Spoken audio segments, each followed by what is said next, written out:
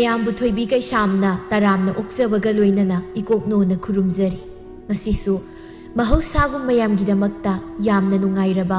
ꯋꯥꯔꯤ ꯃꯆꯥ ꯑꯃ ꯄꯨꯗꯨꯅ ꯂꯥꯛꯆꯔꯤ꯫ ꯋꯥꯔꯤ ꯑꯁꯤꯕꯨ ꯊꯥꯕꯤꯔꯛꯄꯅ ꯀꯩꯁꯥꯝ ꯄꯤꯌꯥꯔꯤ꯫ ꯍꯧꯖꯤꯛ ꯃꯌꯥꯝꯒꯤ ꯃꯐꯝꯗ ꯋꯥꯔꯤ ꯑꯁꯤ ꯈꯨꯗꯣꯜ ꯇꯝꯖꯔꯤ, ꯃꯌꯥꯝ ꯄꯨꯟꯅ ꯇꯥꯃꯤꯟꯅꯔꯁꯤ꯫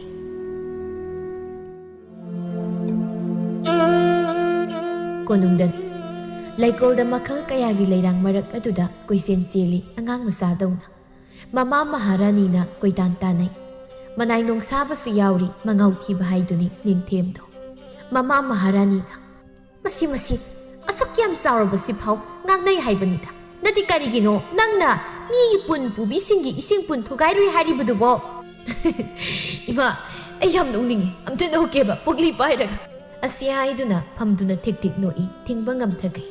ꯅꯠꯇꯦꯕ, ꯌꯦꯡꯉꯣ, ꯄꯨꯟ ꯄꯨꯔꯤꯅꯦꯌꯦ, ꯏꯀꯥꯏꯈꯩ ꯑꯗꯨꯗ ꯑꯩꯅ ꯅꯨꯡꯅ ꯊꯣꯡꯕꯗꯨꯗ ꯍꯣꯔꯒ ꯏꯁꯤꯡ ꯍꯣꯔꯛꯄꯗꯅꯦ ꯃꯣꯏꯅ ꯈꯪꯉꯒ ꯆꯦꯟꯕꯗꯣ ꯌꯦꯡꯕ ꯌꯥꯝ ꯅꯨꯡꯉꯥꯏꯕ ꯏꯃꯥ꯫ ꯅꯪ ꯈꯪꯒꯦ ꯇꯧꯔꯤꯅꯤ, ꯌꯦꯡꯕ ꯈꯨꯅꯨꯡꯉꯥꯏ ꯑꯃꯅꯤ ꯏꯃꯥ꯫ ꯅꯠꯇꯦ, ꯑꯗꯨꯗ ꯅꯪꯅ ꯌꯥꯝ ꯅꯨꯡꯉꯥꯏꯔꯤꯅꯦꯕ꯫ ꯌꯦꯡꯉꯣꯏ, ꯃꯇꯨꯡ ꯇꯧꯅ ꯅꯪꯅ ꯊꯨꯒꯥꯏꯔꯨꯏ ꯍꯥꯏꯔꯤꯕ ꯄꯨꯟꯗꯣ ꯍꯧꯖꯤꯛ ꯁꯤꯡꯗ ꯌꯥꯔꯔꯣꯏ꯫ ꯅꯪꯅꯦ ꯑꯝꯇ ꯄꯤꯔꯨꯁꯣ꯫ ꯐꯅ ꯑꯗꯨꯝ ꯐꯔꯦ, ꯑꯍꯟꯕ ꯑꯃ ꯂꯩꯔꯒ ꯄꯤꯔꯒꯦ, ꯑꯗꯨꯒ ꯑꯃꯨꯛ ꯊꯨꯒꯥꯏꯔꯨꯒꯦ꯫ ꯈꯪꯗꯦ ꯏꯃꯥ, ꯑꯩꯗꯤ ꯃꯣꯏꯅ ꯁꯥꯎꯕꯒꯤ ꯁꯛꯇꯣ ꯎꯔꯒ ꯌꯥꯝ ꯅꯨꯡꯉꯥꯏꯕ ꯑꯗꯨꯏꯅꯦ꯫ ꯅꯠꯇꯦ, ꯅꯪ ꯁꯤ ꯍꯌꯦꯡ ꯃꯤꯌꯥꯝꯅ ꯅꯨꯡꯁꯤꯕꯤꯗꯕ ꯇꯥꯔꯦ ꯃꯤ꯫ ꯏꯁ, ꯀꯅꯥ ꯍꯥꯏꯕ? ꯑꯩ ꯁꯤ ꯃꯤꯌꯥꯝꯅ ꯅꯨꯡꯁꯤꯈ꯭ꯔꯕ ꯈꯪꯉꯕ? ꯈꯪꯗꯤ ꯈꯪꯗꯅ ꯏꯇꯥꯎ ꯂꯥꯛꯎ, ꯆꯠꯁꯤ ꯂꯥꯛꯎꯕ꯫ ꯊꯤꯗ, ꯑꯩꯒꯤ ꯏꯆꯥꯁꯦ ꯃꯇꯣꯝꯇꯅꯦꯗꯅ ꯂꯨꯅ ꯇꯧꯕꯁꯤꯗ꯫ ꯍꯣꯏꯗ, ꯇꯧꯖꯁꯠ, ꯐꯥꯒꯤ ꯇꯧꯔꯒ ꯅꯨꯡꯉꯥꯏꯖꯔꯤꯅꯤ꯫ ꯃꯦꯂꯩ ꯄꯥꯠ ꯑꯗꯨꯗ ꯍꯪꯒꯦꯟ ꯑꯗꯨ ꯆꯤꯡꯕ ꯉꯝꯕꯣꯏ ꯉꯝꯗꯕꯣꯏ ꯀꯟꯅ ꯆꯤꯡꯏ꯫ ꯃꯇꯥ ꯂꯩꯁꯅꯥꯒ ꯑꯗꯨꯛ ꯋꯥꯅ ꯆꯤꯡꯗꯨꯅ ꯉꯝꯕꯣꯏ ꯉꯝꯗꯕꯣꯏ ꯃꯔꯛ ꯑꯗꯨꯗ ꯅꯤꯡꯊꯦꯝꯅ ꯂꯩꯇꯨꯝ ꯑꯆꯧꯕ ꯑꯃꯅ ꯄꯣꯞ ꯂꯥꯎꯅ ꯊꯥꯗꯩ꯫ ꯃꯦꯂꯩ ꯈꯪꯄ꯭ꯔꯦꯛ ꯈꯪꯏ꯫ ꯏꯃꯥ, ꯀꯅꯥꯅꯣ ꯁꯤꯔꯦ? ꯑꯁ, ꯉꯥꯒ ꯂꯣꯏ ꯆꯦꯟꯈꯤꯕ ꯇꯥꯔꯦ꯫ ꯌꯥ, ꯈꯪꯕ꯭ꯔꯥ? ꯉꯥꯖꯥꯎꯅꯦ, ꯉꯥꯖꯥꯎ꯫ ꯍꯩꯃꯥ, ꯅꯪꯗꯤ ꯉꯥꯖꯥꯎ ꯑꯃ ꯐꯥꯔꯝꯗꯥꯏꯗ ꯅꯥꯟꯊꯣꯛꯍꯟꯈ꯭ꯔꯦꯗꯅ, ꯄꯪꯉꯤꯍꯦ꯫ ꯃꯆꯥꯏꯕꯨꯡꯅ ꯂꯥꯛꯄ ꯈꯪꯍꯧꯗ꯭ꯔꯦ꯫ ꯌꯥꯝ ꯇꯥꯅꯤꯡꯗꯦꯀꯣ, ꯌꯥꯝ ꯍꯩꯅꯗꯦ꯫ ꯅꯠꯇꯦ, ꯑꯩꯁꯦ ꯀꯩꯅꯦꯅ ꯈꯜꯂꯣ ꯍꯥꯏꯒꯦ?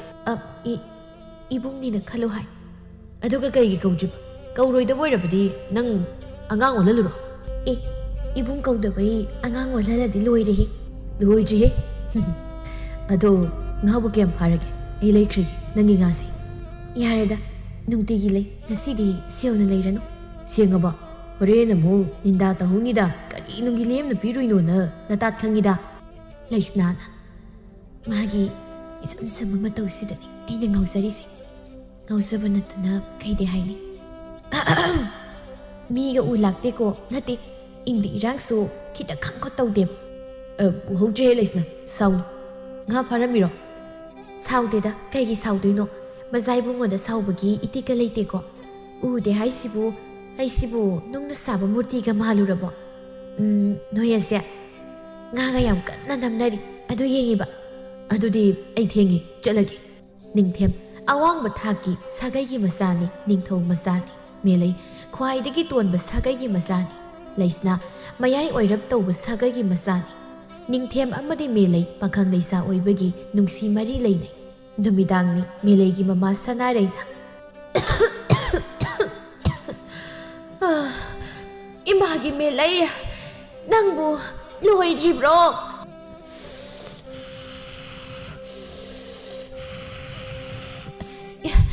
ꯂꯣꯏꯔꯦ ꯏꯃꯥ, ꯁꯤꯡꯁꯤꯁꯨ ꯆꯥꯛꯇꯕꯅ ꯂꯣꯏꯔꯦ꯫ ꯑꯩꯗꯤꯕꯀꯣ, ꯌꯦꯡꯉꯣꯏ, ꯏꯃꯥ ꯋꯥ ꯍꯥꯏꯒꯦ꯫ ꯍꯥꯏꯌꯨ, ꯏꯃꯥꯅ ꯍꯥꯏꯗꯤ ꯋꯥꯗꯣ ꯑꯐ ꯅꯨꯡꯉꯥꯏꯒꯤ ꯋꯥꯗꯤ ꯃꯥꯟꯗꯦ꯫ ꯌꯦꯡꯉꯣꯏ, ꯑꯩ ꯄꯥꯎ ꯇꯥꯏ, ꯏꯃꯥꯅꯦ ꯀꯣꯅꯨꯡꯗ ꯆꯥꯛ ꯊꯣꯡꯕꯤ ꯑꯣꯏꯔꯝꯃꯤꯅꯤ꯫ ꯂꯣꯛꯇꯣ ꯑꯝꯇ ꯅꯦꯅꯥ ꯇꯥꯅ ꯈꯨꯎ, ꯑꯗꯨꯒ ꯋꯥꯗꯨ ꯉꯥꯡ꯫ ꯃꯁꯤꯗꯤꯕꯀꯣ,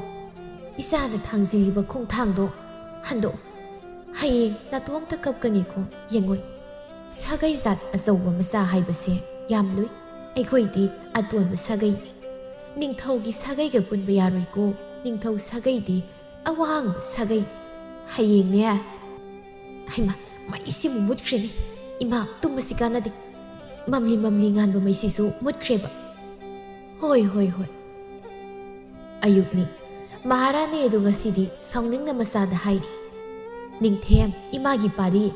ꯏꯃꯥ, ꯋꯥ ꯌꯥꯝꯅ ꯉꯥꯡꯍꯟꯒꯅꯨ꯫ ꯅꯪ नुपीदुगी वाखल थादो ओइरोइदबो वाखलदे लुपसिनगन हयेंने अदुना सैना फंगलक्तुना नसापु मसाकन इमा अैगी फमददी अदुगुम लेते ओ पलेम इमा वाखल यामना खंजिलुनुवो सोइजिङैदने इमाना हारिबसे इमासु पाउलोइना तारे गरी ताइबै मादि इसाना ख्वाइदगी सागै जात अतोनबदा पोकपि नुजा अमा तानै हाइने हयेंग अदु यारेको निंथौ सागैदा पोकपा नंगना करमना असुक तोनबा सागैदुगी मसा लौनी इमाबु वा nganghangन नपा निंथौना खंखिबा थोक्लबदी नंग कया फारोय निंथेम मामा महारानी ना हाइरिबदो ताबा लाकपा नत्ते मिलैगी मनाक्ता लाई खरा मदी साउनिंगबा पोई उनरी निंथेम अमदी मेलै नते नंगना अैगी तुम अदुम इल्लगा लाइसिबु कईनो नते नबु हुइराबा माने हुइदगी अैनेना साथी अदो अैना हाइबदो कई खलिनो अस काइदेनो यारोइदो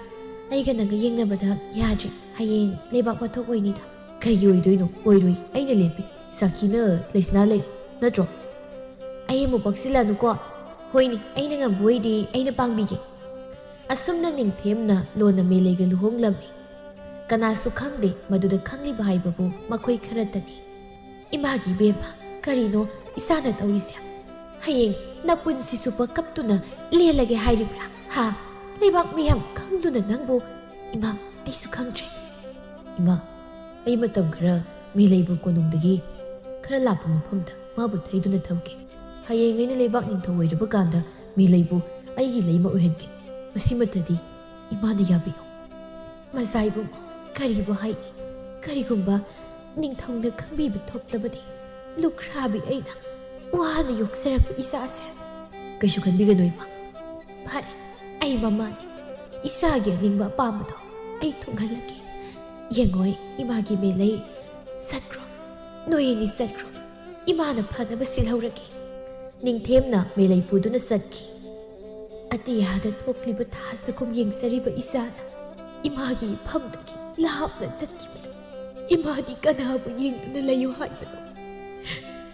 अैगी इसागी लाइबक्से करम थोक्तौरिबा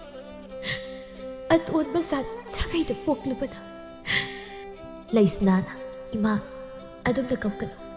इमागी नचाइ लैरिबसिदी पामजबा माना नुगाइना लेखिबदो येंगदुना पेथोक्जरगेको असुमना कोनुंगदगी खरा लापा मफमदा मिरोत अमगुमना लेखि मेलै माना खंगहौदना मांगखिबदा खरा अमना हंगनखि अदुबु मतम माना हौखिबना अदुम करिसु हाइनखिदे कोनुंगदनी नते करिनो नंग हंदक तौरिसे हनिंगबा मतमदा हलकपा चटनिंगबा मतमदा चटपा अदुगा लम कोइबा चलुगी यारोइको यादा लाक्ता यारो कुइरोइबैमा कोनुंग मनुंग सुम लैमंदना अै लैनिंग्रेबा अतोपा लम खरदसु अै कोइबा चटपा पाम कुइरोइ चही मुक्तनी नंगने लम याम हेनगनुको लम हेंदी कैसु अदुदी नंग अैना हाइबदो तोकपा ताब को होइबा अदो चलुगेको इनाई सेल खरा यारगा चलो नत्रबदी नंगना हाइ मतमदुदी कुइमलिदा कईगी नाइ सेल वाइ सिंगनबा अदुगी सरो इताउगा पुना चलगे इमा पुखबी अदुदी अै सेम सारुखिगेको मसिदीबको मान हेक हाइबा वासे थैदोकपा ngamte मंगाउ थीदको अैगी इसासे चटनबा सेम साबा लोइरे चानबीगी मनाक्ता लैनबगीदमक ममादा लमकोइबा चटके हाइजिनबनी नोंशाबा हाइग्रबा खद्रक्ति कोक कोनुंगदा पुसिलोदना हे मीदानी यादबा मियावबदुनी अैनेना सिदा थमनिंगिनी खंगबा अपंग अैसिमु पुबीदौरिने नोइ संगनबोइना होइदा संगतोकपा हाइदु अैगी ओइना लैसनादु सेमबिरंबा याबनिको नंग नाना हाइबा याद्रो नापंगी पंगे अदुदी अदुम येंगो यार लाउसे मतोमता लेरंबा किरमनी ngarangdagi ujri mato nangko mazai bungo oiramdradi nahumduda shetkadam ai si yaudradi do yadi moi sangi kana soijai suksap pakhang sari ole baise sanarai matomta lei miyamna masagi maramda hainari badudi taba ngamtre nati isigi nasatubu sikhrabro hinglibro nati magi mawama pauga mata tadrabadubu madu yaroi sibu siramani de taurido aigi isagi damak noida pawada wabiri thoinuna askai kana bhanguino o ning thogi masa masai bungo ga mari leine haibani o isu oroi dabada adun hatok piramani angam mathawai bani na ꯇꯨꯃꯤꯟꯅ ꯂꯩꯔꯤ ꯑꯣꯏꯔꯝꯒꯅꯤ ꯌꯥꯔꯣꯏꯌꯦ ꯏꯔꯥꯡ ꯃꯤꯅꯣꯛ ꯆꯦꯜꯂꯦꯕ ꯂꯩꯁꯅꯥꯅ ꯇꯥꯄꯣꯛꯇꯨꯅ ꯈꯨꯝꯂꯩ ꯀꯩꯅꯣ ꯏꯅꯝꯃ ꯇꯥꯒꯦꯅ ꯇꯥꯕꯅ ꯅꯪ ꯌꯥꯝ ꯈꯪꯕ꯭ꯔꯣ 이마기 그나수 레이테 하이도나 우시집라 아이 레이비 시우자 이마 시 그리 마발토 이노 나상감대 하려가 나오 이몽도 보타루라 토이누나 더우저 사리시 미치오카 나이 그나나부 마사도 TV니게 TV나바 미 레이테버니나 아두 망바타버니 그나한부 로이나 닝도이노 아숙도원바 모이다 누미당 닝탐 타가 오이버가 마사가 랍나버기 마이사카 tumbayada 파몽 아두다 마이띠니 그시디 ꯄꯨꯝꯅꯃꯛ ꯈꯥꯡꯈꯤꯅꯤ ꯃꯃꯥ ꯑꯩ ꯂꯩꯔꯤꯉꯩꯗ ꯏꯁꯥꯕꯨ ꯑꯄꯥꯝꯕ ꯊꯨꯡꯍꯟꯈꯤ ꯃꯥꯌꯣꯛꯅꯈꯤ ꯄꯨꯝꯅꯃꯛ ꯏꯁꯥꯒꯤꯗꯃꯛ ꯀꯨꯏꯔꯦꯀꯣ ꯏꯁꯥꯒꯤ ꯁꯛꯇꯝ ꯎꯔꯛꯇꯕ ꯃꯥꯕꯨ ꯀꯝꯗꯧꯅ ꯂꯩꯔꯤꯕ ꯂꯩꯃ ꯅꯤꯡꯊꯧꯅ ꯈꯪꯈꯤꯕ ꯊꯣꯛꯂꯒꯅ ꯏꯁꯥꯕꯨ ꯀꯔꯤ ꯑꯣꯏꯕ ꯃꯃꯥ ꯑꯣꯏꯕꯤ ꯑꯩꯅ ꯏꯁꯥꯒꯤ ꯑꯅꯤꯡꯕꯗ ꯌꯦꯠꯂꯒ ꯏꯁꯥꯅ ꯀꯞꯇꯨꯅ ꯈꯥꯡꯕꯗꯣ ꯑꯩ ꯌꯦꯡꯕ ꯉꯝꯗ 이사하다 누가 이들 레이브다 파이다 우하다 먹었대 이사하기다 이사하시는 간다나 이사하기만 항대 satpa 수갑대 아이고 이사하기 삭담 우다 타와야시 타하바다리 브라디 아이 이사가이기니 농마디 마마이기 낙다바 소이드나 라키니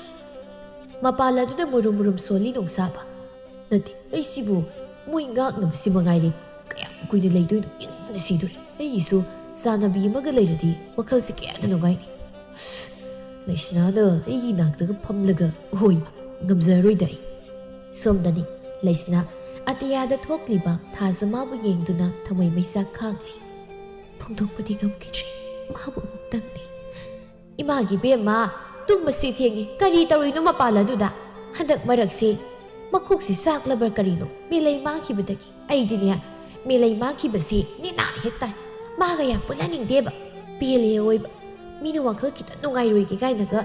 raga ga pan mahura kansida piranga sintharaklaga noi kai imana kaurak kanadi pisi dei thoke ngehakta wakhal nungai roi ge se phangjaban thamoi na thamoi kai ba ka phang ga khangdeba khonjil ni na ya ya kai ho lakri bro thonglon silage kari ngai no nang ha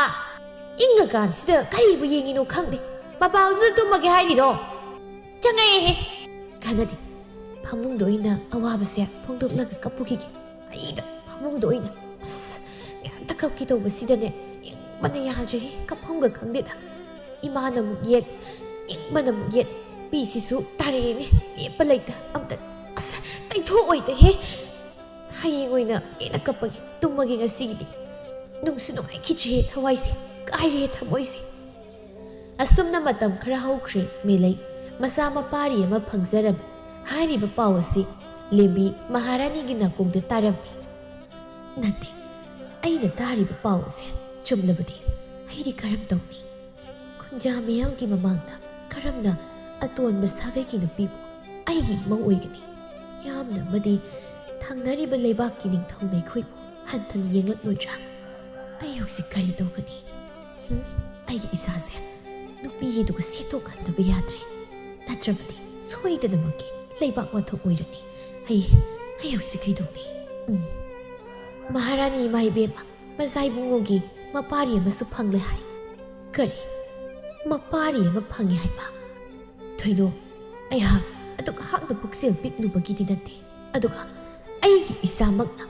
sumna luguna tawrambasidi ai nuaite karamna leibak mangda imau isubut laurugani lebak wathok oini ai topom khamtre aduna aigi isado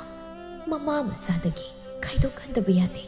masina tana ai upai lekte karigumba mapa ning thongna taki bathoklabadi milai hingoi aduna thoino mapam asi nakong ni surakano aina khangna kanasu khangdana basilaki phagani maharani ai hak nakong ani suhanjaroi somdani ningthemna milai mafam asida kayang kuina leiba yani konongna jalasi oibiro nang na gi leiba oihallegi ning nangna aigi lei yengo isa asisu kayagi nungai khonglen tukul taliba ibo sagai zat aton bazata poklubaina karamna ꯏꯅꯤꯡꯊꯧꯒꯤ ꯂꯩ ꯃꯤꯌꯥꯝꯒꯤ ꯑꯁꯥꯎꯕꯅ ꯂꯩꯕꯥꯛ ꯏꯔꯥꯡ ꯊꯣꯛꯀꯅꯤ ꯃꯗꯨꯒꯤꯗꯃꯛ ꯅꯪ ꯄꯥꯈꯠꯀꯅꯨ ꯑꯩ ꯂꯩ ꯑꯩꯅ ꯂꯣꯏꯅ ꯃꯥꯌꯣꯛꯅꯒꯅꯤ ꯃꯖꯥ ꯏꯕꯨꯡꯉꯣꯒꯤ ꯃꯥꯏ ꯈꯨꯅꯕ ꯇꯧꯅꯤꯡꯗꯦ ꯊꯪꯅꯕ ꯂꯩꯕꯥꯛꯅ ꯄꯦꯟꯅ ꯅꯣꯛꯅꯈꯤꯅꯤꯗ ꯏꯃꯥꯁꯨ ꯄꯥꯕꯁꯨ ꯑꯍꯜ ꯑꯣꯏꯁꯤꯜꯂꯛꯂꯦ ꯑꯗꯨꯅ ꯁꯣꯏꯗꯅꯃꯛꯀꯤ ꯑꯩꯉꯣꯟꯗ ꯅꯤꯡꯊꯧ ꯈꯨꯕꯝ ꯄꯤꯔꯛꯂꯒꯅꯤ ꯃꯦꯂꯩꯒꯤ ꯈꯨꯖꯦꯡ ꯆꯦꯠꯅ ꯄꯥꯏ ꯀꯔꯤꯒꯨꯝꯕ ꯑꯩꯅ ꯅꯤꯡꯊꯧ ꯑꯣꯏꯔꯕꯗꯤ ꯅꯪꯕꯨ ꯑꯩꯒꯤ ꯂꯩꯃ ꯑꯣꯏꯕꯤꯌꯨꯀꯣ ꯅꯣꯛꯅꯅꯤꯡꯕ ꯅꯣꯛꯅꯁꯅꯨ ꯀꯔꯤꯒꯤ ꯁꯥꯒꯩꯖꯥꯠ ꯑꯆꯧꯕ ꯑꯇꯣꯟꯕ ꯃꯁꯤ ꯑꯩꯒꯤ ꯏꯐꯝꯗꯗꯤ ꯂꯩꯇꯦ ꯑꯩꯅ ꯃꯨꯊꯠꯄ ꯄꯥꯝꯃꯤ ꯀꯔꯤꯒꯨꯝꯕ ꯏꯕꯨꯡ ꯅꯥꯏꯕꯨ ꯃꯤꯔꯥꯏꯕ ꯊꯣꯛꯂꯕꯗꯤ ꯑꯩꯅ ꯏꯇꯣꯝꯇ ꯍꯤꯡꯕ ꯉꯝꯂꯣꯏ ꯑꯗꯨꯝꯅ ꯋꯥꯔꯤ ꯁꯥꯟꯅꯔꯤꯉꯩꯗ ꯈꯨꯅꯨ ꯑꯃ ꯄꯥꯏꯔꯛꯇꯨꯅ ꯅꯤꯡꯊꯦꯝꯒꯤ ꯂꯦꯡꯖꯨꯝꯗ ꯇꯣꯡꯏ ꯅꯤꯡꯊꯦꯝꯅ ꯈꯨꯅꯨ ꯑꯗꯨꯗꯒꯤ ꯆꯦꯕꯥꯡ ꯑꯗꯨ ꯂꯧꯗꯨꯅ ꯄꯥꯏ ꯆꯦꯕꯥꯡ ꯑꯗꯨꯒꯤ ꯋꯥꯔꯣꯜꯗꯤ ꯃꯃꯥꯅ ꯑꯁꯨꯝꯅ ꯍꯥꯏꯔꯝꯃꯤ ꯏꯃꯥꯒꯤ ꯅꯤꯡꯊꯦꯝ ꯀꯨꯏꯃꯟꯈ꯭ꯔꯦ ꯏꯆꯥꯅ ꯂꯝ ꯀꯣꯏꯕ ꯆꯠꯂꯤꯕꯗꯣ ꯆꯍꯤ ꯑꯃ ꯍꯦꯟꯈ꯭ꯔꯦ ꯌꯨꯝꯗ ꯍꯜꯂꯛꯅꯕ ꯇꯧꯔꯣ ꯅꯄꯥ ꯅꯤꯡꯊꯧꯒꯤ ꯂꯨꯅ ꯆꯥꯅ ꯇꯤꯟꯅꯕ ꯃꯇꯥꯎ ꯑꯃꯗ ꯑꯇꯣꯞꯄ ꯂꯩꯕꯥꯛꯅ ꯂꯥꯟꯗꯥꯔꯛꯏ ꯃꯗꯨꯅ ꯏꯁꯥꯅ ꯂꯥꯟ ꯃꯇꯦꯡ ꯄꯥꯡꯕ ꯆꯠꯄ ꯇꯥꯏ ꯅꯄꯥ ꯅꯤꯡꯊꯧꯗꯤ ꯁꯣꯟꯁꯤꯜꯂꯛꯂꯤ ꯅꯄꯥ ꯅꯤꯡꯊꯧꯗꯤ ꯆꯠꯍꯟꯅꯤꯡꯗ꯭ꯔꯤ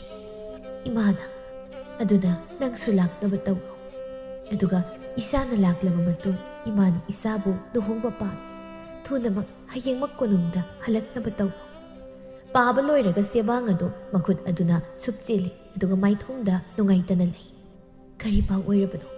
ꯅꯅꯥꯎꯑꯣꯏꯕꯤ ꯑꯩꯕꯨ ꯈꯪꯕ ꯌꯥꯗꯕ꯭ꯔꯥ ꯌꯥꯏꯗ ꯀꯔꯤꯒꯤ ꯌꯥꯔꯣꯏ ꯏꯃꯥꯅ ꯑꯩꯕꯨ ꯀꯧꯔꯤ ꯃꯤꯂꯩ ꯑꯩ ꯑꯇꯣꯞꯄ ꯂꯩꯕꯥꯛꯇ ꯏꯄꯥ ꯅꯤꯡꯊꯧꯒꯤ ꯃꯇꯥꯎ ꯑꯃꯒꯤ ꯂꯥꯟ ꯄꯥꯡꯕ ꯆꯠꯇꯕ ꯌꯥꯗ꯭ꯔꯤ ꯀꯔꯝ ꯀꯥꯟꯗ ꯈꯣꯡꯁꯥꯟꯒꯅꯤ ꯑꯗꯨꯗꯤ ꯀꯣꯅꯨꯡꯗ ꯍꯌꯦꯡꯃꯛ ꯏꯃꯥ ꯃꯍꯥꯔꯥꯅꯤꯅ ꯂꯥꯛꯅꯕ ꯍꯥꯏꯔꯛꯏ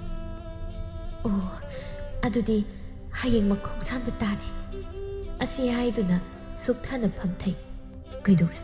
ꯑꯩ ꯆꯠꯂꯨ ꯍꯥꯏꯔꯤꯕ꯭ꯔꯥ ꯆꯠꯀꯅꯨ ꯍꯥꯏꯔꯤꯕ꯭ꯔꯥ ꯃꯐꯝ ꯑꯁꯤꯗ ꯅꯃꯥꯅꯁꯥ ꯅꯗꯣꯝ ꯊꯝꯂꯝꯕꯁꯨ ꯑꯩ ꯄꯥꯝꯗꯦ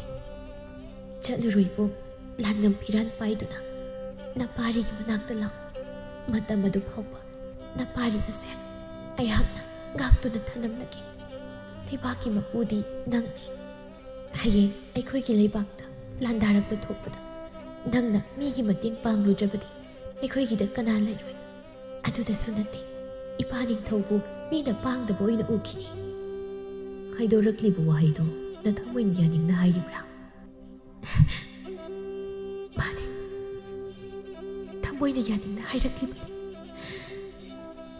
ꯑꯗꯨꯗꯤ ꯅꯪ ꯀꯣꯅꯨꯡꯗ ꯂꯩꯔꯝꯒꯦꯔꯥ ꯑꯩꯅ ꯍꯜꯂꯛꯂꯕ ꯃꯇꯨꯡꯗ ꯅꯪꯕꯨ ꯏꯃꯥ ꯃꯍꯥꯔꯥꯅꯤꯗ ꯍꯥꯏꯔꯒ ꯅꯪꯕꯨ ꯑꯩꯒꯤ ꯂꯩꯃ ꯑꯣꯏꯒꯦ ꯃꯆꯥꯏꯕꯨꯡꯉꯣ ꯅꯅꯥꯎ ꯑꯗꯨꯃꯛ ꯃꯐꯝ ꯑꯁꯤꯗ ꯅꯪꯕꯨ ꯂꯥꯛꯄ ꯉꯥꯏꯗꯨꯅ ꯂꯩꯔꯝꯒꯦ ꯑꯩꯍꯥꯛ ꯀꯣꯅꯨꯡꯗ ꯂꯩꯕ ꯄꯥꯝꯗꯦ ꯑꯩꯕꯨ ꯊꯥꯖꯧ ꯈꯣꯡꯐꯝ ꯑꯃꯠꯇ ꯂꯦꯡꯗ ꯅꯄꯥꯔꯤ ꯑꯁꯤꯕꯨ ꯉꯥꯛꯇꯨꯅ ꯑꯩꯍꯥꯛ ꯉꯥꯏꯔꯝꯒꯦ ꯐꯔꯦ ꯅꯪꯅ ꯌꯥꯗ꯭ꯔꯕꯗꯤ ꯃꯐꯝ ꯑꯁꯤꯗ ꯂꯩꯔꯝꯃꯨ ꯑꯩꯕꯨ ꯂꯥꯛꯄ ꯉꯥꯏꯔꯝꯃꯨ ꯀꯔꯤꯒꯨꯝꯕ ꯑꯩꯅ ꯂꯥꯟꯉꯝ ꯐꯤꯔꯥꯟ ꯄꯥꯏꯗꯨꯅ ꯍꯜꯂꯛꯄ ꯊꯣꯛꯂꯕꯗꯤ ꯅꯪꯕꯨ ꯂꯧꯕ ꯑꯩꯍꯥꯛ ꯂꯥꯛꯀꯦ ꯑꯗꯨꯒ ꯃꯇꯝ ꯑꯗꯨꯗ ꯑꯩꯅ ꯅꯪꯕꯨ ꯑꯩꯒꯤ ꯂꯩꯃꯁꯤꯡꯅ ꯆꯜꯍꯟꯗꯨꯅ ꯑꯩꯒꯤ ꯂꯩꯃ ꯑꯣꯏꯍꯟꯒꯦ ꯃꯁꯤ ꯑꯩꯍꯥꯛꯅ ꯀꯥꯎꯊꯣꯛꯄ ꯊꯣꯛꯂꯕ ꯅꯪ ꯅꯠꯇꯅ ꯂꯩꯃ ꯀꯅꯥ ꯑꯣꯏꯍꯟꯕ ꯊꯣꯛꯂꯕꯗꯤ ꯇꯥꯡꯖꯂꯤꯅ ꯆꯤꯛꯇꯨꯅ ꯊꯋꯥꯏ ꯑꯁꯤ ꯃꯥꯡꯈꯤꯕ ꯑꯣꯏꯁꯅꯨ ꯏꯕꯣꯡ ꯀꯔꯤꯒꯤ ꯅꯨꯡꯁꯤ ꯋꯥꯁꯛ ꯁꯛꯄꯒꯤ ꯅꯨꯡꯁꯤ ꯆꯩꯊꯦꯡ ꯀꯤꯗꯕ꯭ꯔꯥ ꯀꯤꯗꯦ ꯏꯐꯝꯗ ꯑꯀꯤꯕ ꯂꯩꯇꯦ ꯐꯔꯦꯁꯦ ꯇꯨꯝꯃꯨ ꯑꯁꯨꯝꯅ ꯅꯨꯃꯤꯗꯥꯡꯗꯨꯃ ꯇꯨꯝꯕ ꯌꯥꯗ ꯂꯣꯏꯈ꯭ꯔꯦ ꯑꯍꯤꯡꯗꯣ ꯏꯅꯨꯡꯃꯥꯁꯨ ꯉꯥꯜꯂꯛꯂꯦ ꯃꯦꯂꯩꯒ ꯄꯨꯡꯃꯦꯟ ꯄꯥꯎꯃꯤꯟꯅꯔꯝꯂꯒ ꯃꯄꯥꯔꯤ ꯑꯗꯨꯕꯨ ꯅꯨꯡꯁꯤꯅ ꯆꯨꯞꯂꯝꯂꯒ ꯁꯒꯣꯜ ꯑꯗꯨ ꯇꯣꯡꯗꯨꯅ ꯈꯣꯡꯁꯥꯟꯈ꯭ꯔꯦ ꯏꯃꯥꯒꯤ ꯄꯥꯔꯤ ꯏꯆꯥ ꯍꯜꯋꯥꯏꯔꯛꯑꯦꯗꯅ ꯂꯝ ꯀꯣꯏꯕ ꯆꯠꯄꯕꯨ ꯅꯨꯡꯉꯥꯏꯕ꯭ꯔꯣ ꯏꯆꯥ ꯋꯥꯔꯝꯃꯅꯤ ꯉꯥꯏꯍꯥꯛ ꯄꯣꯊꯥꯔꯣ ꯑꯗꯨꯒ ꯑꯃꯨꯛ ꯂꯥꯟꯒꯤ ꯈꯣꯡꯁꯥꯟꯅꯕ ꯁꯦꯝ ꯁꯥꯅꯅꯕ ꯐꯒꯅꯤꯕ ꯁꯤ ꯅꯠꯇꯅ ꯑꯩꯒꯤ ꯎꯄꯥꯏ ꯂꯩꯇꯦ ꯃꯥꯕꯨ ꯃꯇꯝ ꯈꯔ ꯂꯥꯟꯒꯤ ꯃꯇꯦꯡ ꯄꯥꯡꯕ ꯆꯠꯍꯜꯂꯤꯉꯩꯗ ꯃꯍꯥꯛꯅ ꯍꯜꯂꯛꯇ꯭ꯔꯤꯉꯩ इखुद चाबी इमाऊ अमा थीदुना लुहोंगनबा सिलहौदबा यादे मपा निंथौ थाबा याय मपा निंथौ थाखिबा थोक्लबदि अमुक मेलैगी मनाक्ता सोइदनमकी मा चटकिनि निंथेम लैबाक कया फाउदुना लान अदुबु मतेंग पांगबा चटखि मनाई कयागा लैस्नागी ममाना इसौ तौरई नते अइना मदुगी सोंजु अदुगी मनाक्ता संगनु हाइबा नत्रो हा मसादुना फाउ ममादु नुंसिबिद्रबदुदा ꯃꯐꯝ ꯈꯪꯗ ꯃꯥꯡꯈ꯭ꯔꯤꯕ ꯅꯠꯇ꯭ꯔꯣ ꯍꯥ ꯅꯨꯡꯁꯤꯕꯤꯗꯗꯅ ꯃꯆꯥꯗꯨꯅ ꯅꯁꯥꯒꯤ ꯁꯥꯒꯩꯕꯨ ꯁꯤꯡꯗꯒꯤ ꯀꯔꯤꯒꯤ ꯍꯣꯠꯅꯔꯤ ꯅꯄꯥꯁꯤꯒꯤ ꯈꯜꯂꯨ ꯅꯄꯥꯁꯦ ꯀꯣꯅꯨꯡ ꯀꯥꯔꯤꯕꯅꯤ ꯑꯩꯕꯨ ꯍꯥꯏꯕꯤꯗꯦ ꯍꯥꯏꯅꯨ ꯅꯪ ꯃꯗꯨꯒꯤ ꯁꯅꯥꯔꯩ ꯍꯥꯏꯕꯤꯗꯨ ꯍꯣꯏꯗ ꯍꯦꯛ ꯆꯪꯂꯕ ꯑꯩꯅ ꯀꯩꯗꯧꯒꯦ ꯌꯥꯔꯣꯏ ꯍꯥꯏꯔꯤꯕꯁꯤ ꯃꯆꯥꯗꯨ ꯐꯥꯎꯕ ꯑꯩꯅ ꯂꯣꯏꯅꯍꯟꯅꯤꯡꯗꯦ ꯅꯠꯇꯦꯕ ꯅꯪꯅ ꯅꯁꯥꯒ ꯆꯥꯟꯅꯕ ꯁꯥꯒꯩ ꯖꯥꯠ ꯇꯤꯟꯅꯒꯦꯗꯤ ꯍꯥꯏꯗ ꯃꯈꯥꯗ ꯂꯩꯕ ꯃꯤꯅ ꯁꯣꯛꯅ ꯇꯤꯟꯅꯅꯤꯡꯗꯕ ꯁꯥꯒꯩ ꯖꯥꯠꯇ ꯂꯣꯏꯅꯔꯤꯕꯗꯨ ꯀꯔꯤꯒꯤꯅꯣ ꯍꯥꯏꯕꯅꯤꯗ ꯑꯩꯅꯦ ꯈꯣꯏꯗꯧ ꯌꯥꯝꯅ ꯁꯥꯎꯅꯤꯡꯉꯤ ꯍꯥꯏꯔꯤꯕꯁꯤ ꯏꯃꯥ ꯑꯩꯅ ꯀꯌꯥꯔꯛꯅꯣ ꯍꯥꯏꯔꯤꯗꯣ ꯑꯩꯒꯤ ꯐꯝꯗꯗꯤ ꯑꯗꯨ ꯂꯩꯇꯦ ꯍꯥꯏꯗꯅ ꯏꯇꯥꯗꯣ ꯌꯥꯔꯦ ꯈꯔ ꯉꯥꯡꯂꯕꯗꯤ ꯑꯩꯒꯤ ꯐꯝꯗꯗꯤ ꯑꯗꯨꯒꯨꯝꯕ ꯂꯩꯇꯦ ꯏꯃꯥ ꯑꯗꯨꯛ ꯅꯥꯄꯜ ꯀꯥꯔꯤꯕꯗꯨ ꯀꯔꯤꯒꯤꯅꯣ ꯄꯥꯕꯅ ꯀꯣꯅꯨꯡꯗ ꯀꯥꯏ ꯍꯥꯏꯕꯒꯤ ꯃꯇꯤꯛ ꯏꯃꯥꯅ ꯑꯗꯨꯛ ꯍꯛꯅ ꯅꯥꯄꯜ ꯀꯥꯒꯅꯣ ꯍꯩ ꯄꯥꯎꯇꯥꯛ ꯄꯤꯕ ꯍꯩꯕꯤꯌꯦ ꯕꯦꯝꯃ ꯏꯁꯥꯗꯤ ꯆꯥꯎꯔ ꯁꯥꯡꯂꯕꯅꯤꯅ ꯅꯃꯥꯏꯒꯤ ꯆꯤꯟꯊꯛꯇꯒ ꯈꯨꯝꯕ ꯍꯩꯔꯦꯅꯦ ꯍꯥ ꯏꯁꯥꯒꯤ ꯏꯒꯨꯜ ꯌꯦꯡꯂꯒ ꯄꯣꯡꯂꯤꯕ ꯅꯪ ꯀꯩꯗꯧꯒꯦ ꯍꯥꯏꯕꯅꯣ ꯍꯥꯏꯕꯤꯗꯦ ꯍꯥꯏꯅꯨ ꯅꯪꯅꯦ ꯁꯅꯥꯔꯩ ꯍꯥꯏꯕꯤ ꯁꯣꯟꯖꯨ ꯀꯨꯝ ꯂꯩꯅꯥ ꯅꯥꯕꯤꯗꯨꯒꯤ ꯃꯅꯥꯛꯇ ꯍꯦꯛ ꯆꯪꯂꯕ ꯑꯩ ꯐꯠꯇꯦ ꯍꯥꯏꯒꯅꯨ ꯀꯣ ꯅꯪꯅ ꯍꯦꯛ ꯆꯪꯕ ꯊꯣꯛꯂꯕꯗꯤ ꯅꯪꯅ ꯌꯥꯝꯅ ꯅꯨꯡꯁꯤꯔꯤꯕ ꯁꯅꯥꯔꯩ ꯍꯥꯏꯕꯤ ꯁꯣꯟꯖꯨ ꯅꯕꯤꯗꯣ ꯌꯦꯡꯉꯣꯏ ꯃꯊꯛꯇ ꯎꯔꯦꯗꯅ ꯊꯥꯈ꯭ꯔꯦ